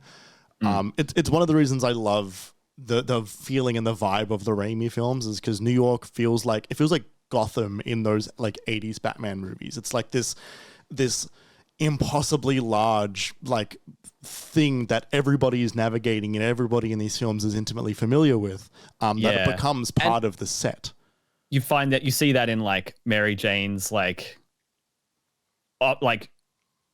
ambitions to be like an actor. Like she can go be an actor on Broadway, you know, it's directly tied to the characters. Yeah, and you get that in this as well, where Peter's trying to convince like Mary Jane to like move into like May's house, and she's like, no, I got to be in the city where things are happening, which is like that's a different side of that same coin.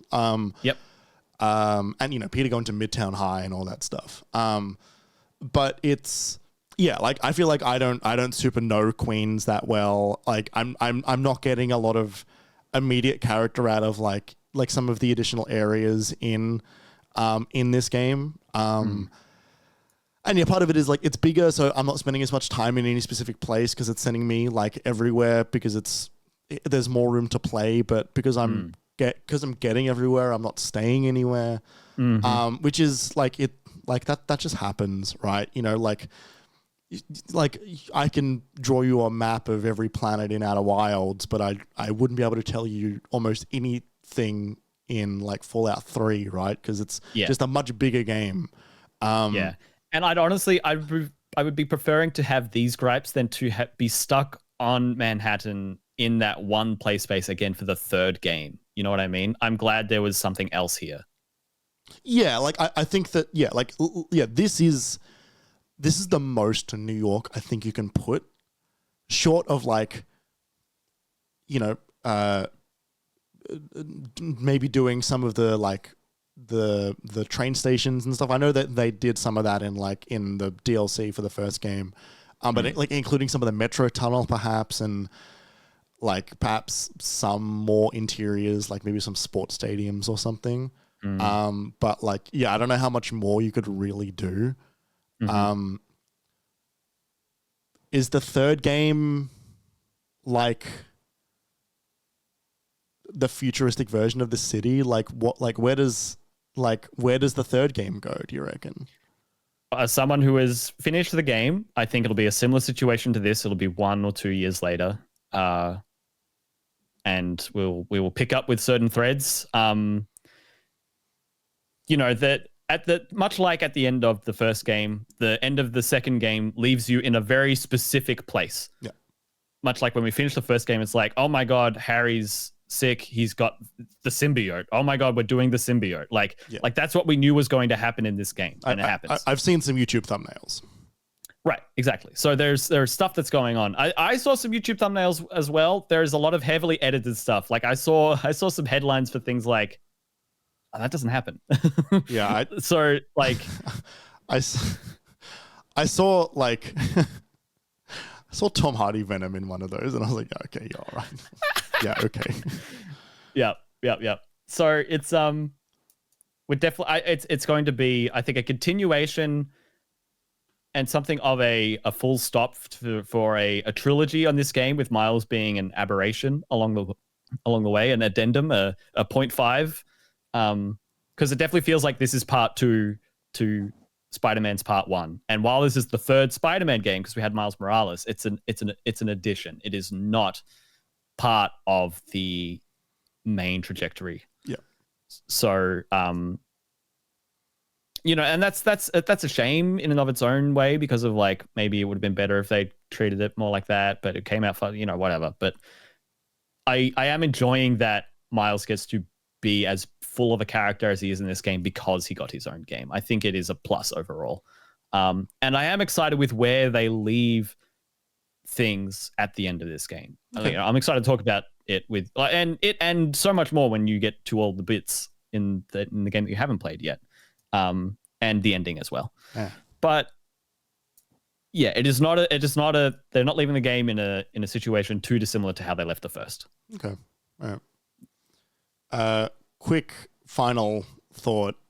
I gave you the slightest bit of required reading prior to this conversation, which was I told you to watch the second Spider-Verse film, and you did.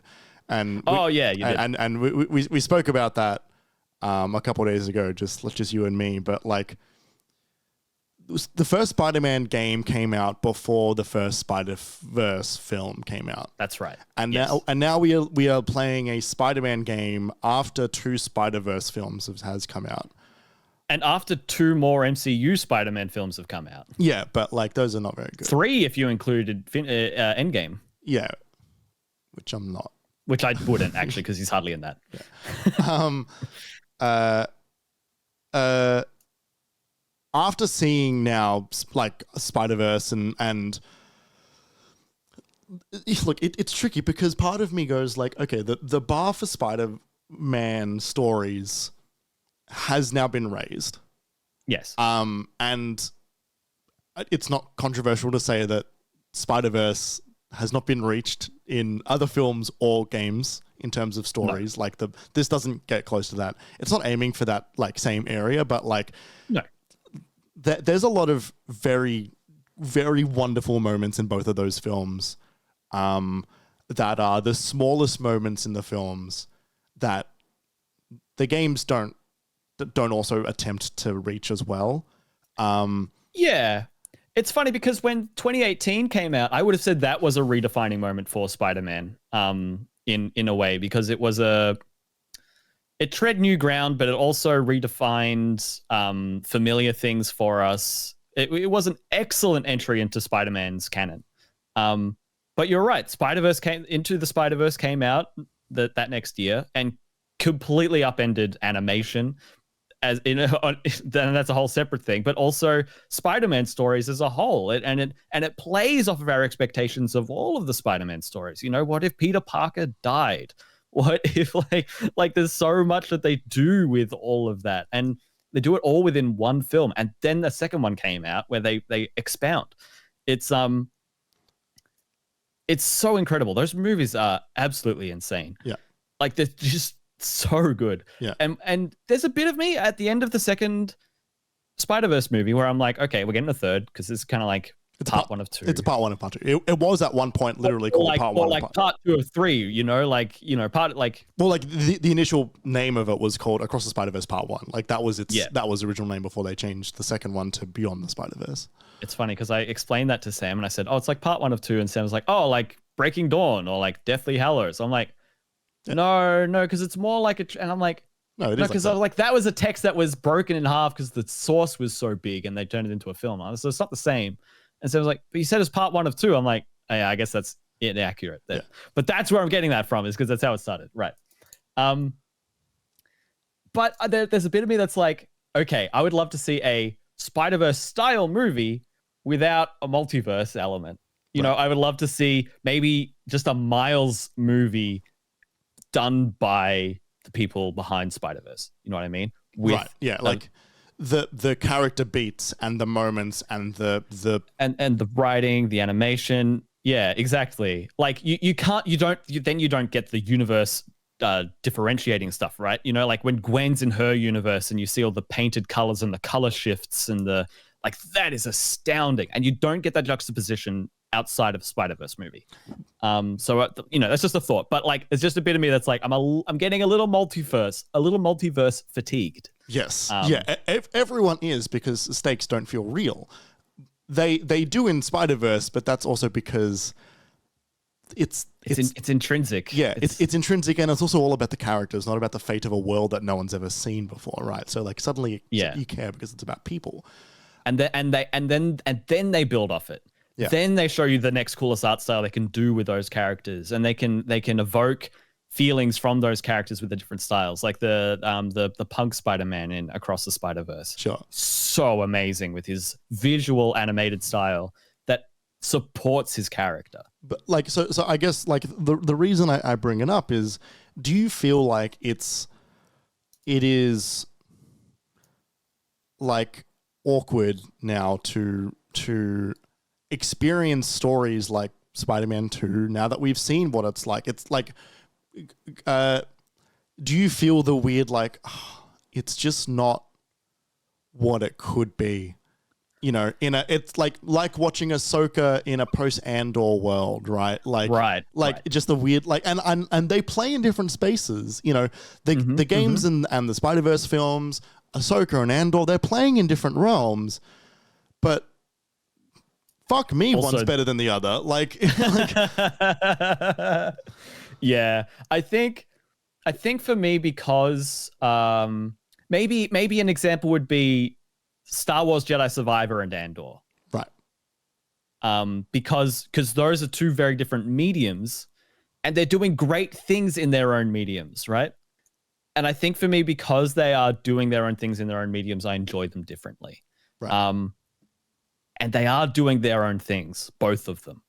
I love that this version of Spider-Man, Insomniac's version of Spider-Man, we've got the two of them together. They're contemporary. It's not a multiverse fuck up. It's not like a limited run comic. It's the fact of the world. It is how it is. And we get so many unique circumstances from that. And it's also not an immediate passing of the torch, because like that's always the danger when stories like this are told, is that there's always like, one exists because they have to take over from the one that's about to die. It happens over and over and over again, right? Like, you know, it's a comic cliche. Yeah. Yeah. Like, we've never seen two Captain Americas on screen at the same time. Mm-hmm. And we might, but like, we probably won't for well, we did see two of Chris Evans at the same time. Yeah. Right. You know what I mean? Two different. I do know what you mean. Yeah. We don't see them together ever. Like the first time we're realistically seeing that in any of the films is like we saw it a bit with like Iron Man and Rhodey, even though he was such a backseat so often. Yeah, such a sidekick. Yeah. But like, we're only probably gonna start fucking seeing it when it's like, when the Marvels comes out in like a month, which is finally like three heroes that are occupying the same space, or at least two that occupy the same space. That said, we're looking at the shortest runtime MCU movie in years, and like everything, it's not sounding very good. Yeah, but like we're not gonna, like, that movie is not Carol Danvers dies and Ms. Marvel comes out of that film as Captain Marvel. Like, but it might be a bit like Brie Larson doesn't want to sign another contract, and she's just get a Photon movie. No. She's still got two more fucking Avengers in her contract. I don't doubt that she's still going to be in those next ones. Okay. But you know what I mean, right? It's like we're getting buddy cop. Yeah. In a really unique way. Yeah. For Marvel, for Spider-Man. It's great. Yeah. And because of that, and the types of stories they tell and the world that they've been building, I appreciate the stories that we're getting through Insomniac Spider-Man, irrespective of Spider-Verse stories. And that helps that I have that multiverse fatigue, right? So if we got another Spider-Verse game, I'd be feeling more of that multiverse fatigue. And I can just go back to my comfort food of, give me a Spider-Man story that does something different but feels familiar. And Insomniac nails that. It's what they nailed in the first game, and it's what they're nailing in the second one too. So for me, no, I'm not feeling held back by Spider-Verse. If anything, it just feels a bit like where 2018 felt like we were really starting a new something. Now it feels like that has been surpassed by Spider-Verse, and this is just the next step. It feels a bit more ordinary than it did when we got our first taste of Insomniac Spider-Man back in 2018. We are now so familiar with their systems and their story and their thing, and it feels a bit more familiar and perhaps maybe slightly less special than it did 5 years ago. Yeah, like I think, like I am struggling to get it to pass after what Spider-Verse means to Spider-Man stories. But I also did say to you, like, it's really nice to have Spider-Man centric problems in a Spider-Man centric story, which is not something that the MCU movies have even bothered to consider, I want to say, and I think have suffered greatly for it. Because like he's got his own problems that are Spider-Man stuff, and they wrap that up in such a larger than Spider-Man world in the Tom Holland movies that everything gets lost, and none of it. He's defined by the other characters that we already know. Yeah. Or characters that we don't know. Jeez. Anyway, I'm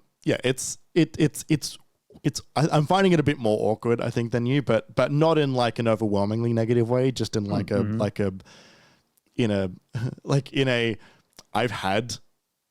been eating McDonald's for like 6 years, and then someone gave me like a plate of like perfect vegetables.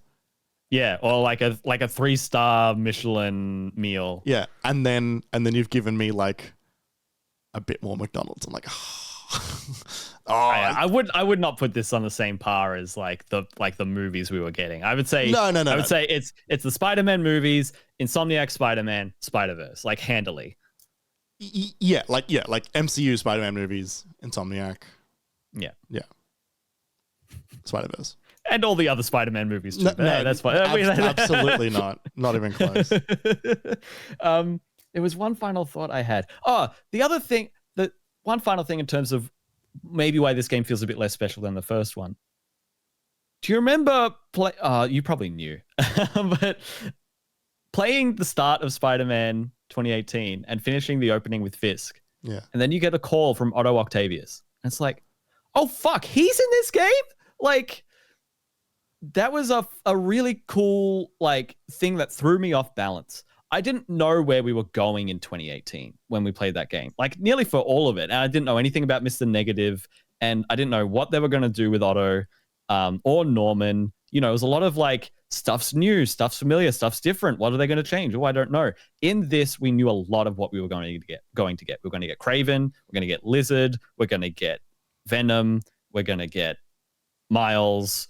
Like, the most exciting things that we didn't know about in this game is basically beforehand was stuff we've spoken about, like Harry in the symbiote suit at the start of the carnival. Oh, we knew that from the first game, though. No, but I didn't know that Harry was like, I thought Peter was just going to take it from it. I didn't know we'd get Harry being in the action. You know, that surprised me. You're right. It's not a leap to assume that we'd be there, but still, for some reason, I didn't think we'd do that. But also, we see him get the symbiote though. Yeah, like I said, it's not a leap to that, but for whatever reason, I didn't think we'd get it. I don't know. But also the dynamic with Martin Lee and Miles, like that's cool. That's interesting. I would say, in terms of the overall arc, if you've seen Spider-Man 3, then you know that's all you need to know to understand the arc of a black suit Spider-Man story. And we get a black suit Spider-Man story in this game, and it's cool, but it's a black suit Spider-Man story. We kind of know what we're in for. And that, I think, also keeps it from being that bit special that 2018 was as well. In that way, it can't tread in entirely the same ground that it did, at least for me, in the first game. Yeah, like I think, like I know what you mean by like I knew Otto was in the first game. like I didn't expect him to go Doc Ock in the first game. Until they show that hand quite early. Yeah, but and he's the through line of the whole game. Yeah, I didn't expect him to be like the overall big bad of the game. And the way he and Peter interact at the end of the game is so emotionally striking as well. Yeah. I think it's a thing that you can only do with a villain like Doc Ock. You can't really do that with Kraven. No. Venom, it's trickier. You need like a third party for that, whether it be Eddie Brock, whether it be Harry, whether it be someone else. It's a different type of story. The closest story you have to a Doc Ock is Green Goblin, in the sense of it's like just how genuinely close it is. Unless you do the Homecoming wonderful trick of like you change a character to be intrinsic to both Peter and Spider-Man, being the like Adrian Toomes reveal. Being like Vulture being the father of what's her name. Like that was a good rewrite of that character. I don't really know, like, you know, like the everything, like, you know, signs point to Goblin soon, but like I think that it's tricky when you need to try and do that really intensely emotionally personal story to both Peter and Spider-Man, because some of his villains, like, you just don't make them known. No. I think like Rhino couldn't be the third game's Otto, you know? Yeah, totally. And like, you know, like Mysterio being the villain of the second MCU movie, they rewrote that tremendously to be its own thing, and it worked well enough for that movie. But like, you wouldn't be able to go anywhere near that character doing anything like that ever again, because it would feel so similar. I think the big three for this trilogy being Doc Ock, being Venom, being probably Goblin, based on what I know from the first act. Like, I don't know anything really much else about him after. I think that works. And funnily enough, the formula of the Raimi films. I was just going to say, if they do that, it's just a mixed up order of the villains we got in the Raimi films. And like, look, they're his best villains is the thing. It's the reason why that it's always them. And it's because they have the personal connection. If it's just guy in a suit fighting other guy in a suit, it doesn't work. Yeah, totally. Or fighting Cloud of Sand. Yeah, exactly. You know, like it's one of the reasons Yellow Jacket barely works as a Ant-Man villain in that first Ant-Man movie, because they don't have any interactions till their final fight. Yeah, exactly. And when they do, they throw in a realization that the villain knew who the hero was all along. But why? Why? Yeah, exactly. Yeah.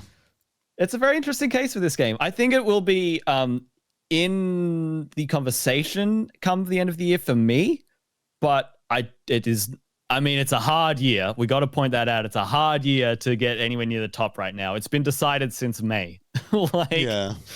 And then been topped by other things along the way. So like, it's hard to get into that conversation this year.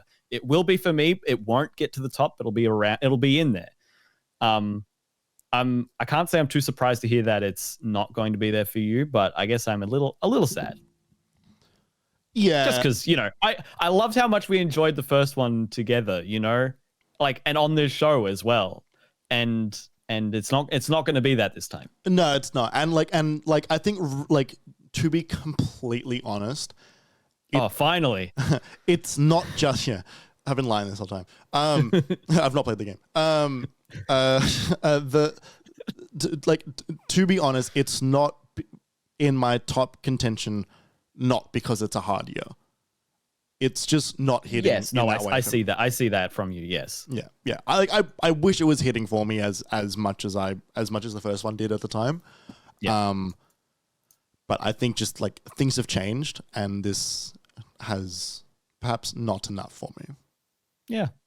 Also, we have changed along the way. Also, you know? Yeah. It's an interesting time to look back, almost exactly 5 years since the last game. And so much has changed for us. We're 5 years older, which, I mean, obviously, but like for you, that's like a fifth of your entire life, you know? Like, That's a lot. Like, you know, we were less than 1 year out of study when that happened, and now it's like so far in the rearview mirror. Sorry, I completely fucked Jeremy up with that. What the hell? Sorry, I divide my life into like halves and quarters all the time. Into fractions. I'm sorry that messes with you, even if it's very correct. So good place to wrap it up, Jeremy. It hasn't been that long. It hasn't been that long. It hasn't been that long. I'm hugging my PlayStation 1. Yeah, it's pretty messed up. I am going to go back and listen to that. I think it's our first minimap cast is talking about Spider-Man, if I remember correctly. I don't know. I think it is. I think it's our episode 0. Because I think I used a photo mode screenshot from Spider-Man that I took at the time. It was really early, but I don't exactly remember when. Yeah. So if you want to hear about our thoughts of the first game, you can check it out in the past. Don't do that. Maybe don't, but it's very different and very, very, very long ago. And if you hate it, let us know why. Hey, how could you do that? You could do that on our socials. Hey, everyone, thank you for watching the MiniMapCast this week. We're at the end of the episode. Thank you for getting all the way to the end with us. Hope you enjoyed that conversation. You know, we may or may not talk about it a bit more when Jeremy gets to the end of the game. Not sure. This is a lot of our definitive take on the game. Yeah. Part of another reason that I was happy doing this where I'm at is because like part of me goes like, I don't know when I go back. Like I'll play a bit more, but like probably not a whole lot more. Yeah, and that's a very realistic thing to say and feel and think. I was talking to people today about how we when we do content like this, it's hard to normalize and feel okay with letting games go if we got bored. Like I was in a Discord and they said, I don't know about Sea of Stars. I just beat it. I was enjoying it, but then I got to the 10-hour mark and I started to get bored. Anyway, wrapping after 22 hours and I'm still feeling that way. I'm like, why did you play another 12 hours of this game when you felt bored at 10? And they were like, because people will yell at me if I tell them I didn't beat it, but I still give my opinion on it. I'm like, fair enough. It's hard in this business. If we were doing anything else, you should just stop and do something else if you don't enjoy it. Yell back. Yell back. Be louder. Scream. Yeah. Take advantage of the ability to have an audience and be louder. That's the Spider-Man 3 tagline. Instead of be greater or like be together. Be greater together. Just be louder. Be louder. Be louder on your own. Be louder without anyone's help. Yeah. So yeah, we may talk about Spider-Man in the future, but we may not. But there's plenty to talk about for the rest of the year. We're getting close to end of year discussions. So if you want to know when episodes like this one go live, be sure to follow our socials. That's at MiniMapAU on Twitter, Twitch, Instagram, TikTok, and YouTube. Or MiniMap at minimap.com.au on Blue Sky. No, just minimap.com.au. Minimap.com.au, which is the same as the website. You can go to both of those places. You could find on the website, minimap.com.au, you can find things like my review for Ghostrunner 2 or our previews from PAX. You can find all kinds of things over there. Plenty of written word, our other podcast. Good time over there. For those of you that are live with us on Twitch, stick around. We're about to start the post show. For those of you that are listening later or watching on YouTube, thank you for watching. And if you've got a spare time, if you could give us a positive rating wherever you're watching or listening to us, it would help us out a lot with the algorithm. And if you're free next Monday, consider joining us for the live show. Lastly, just wanted to remind you that you can support us on Patreon if you want to help keep the mics and lights on. You can do that by heading on over to patreon.com/minimapau.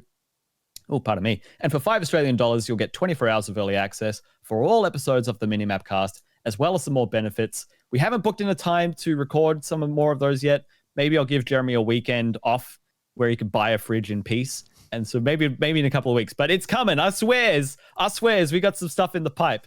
But yeah, until next week, have a good week, everyone. Enjoy Alan Wake like I'm about to.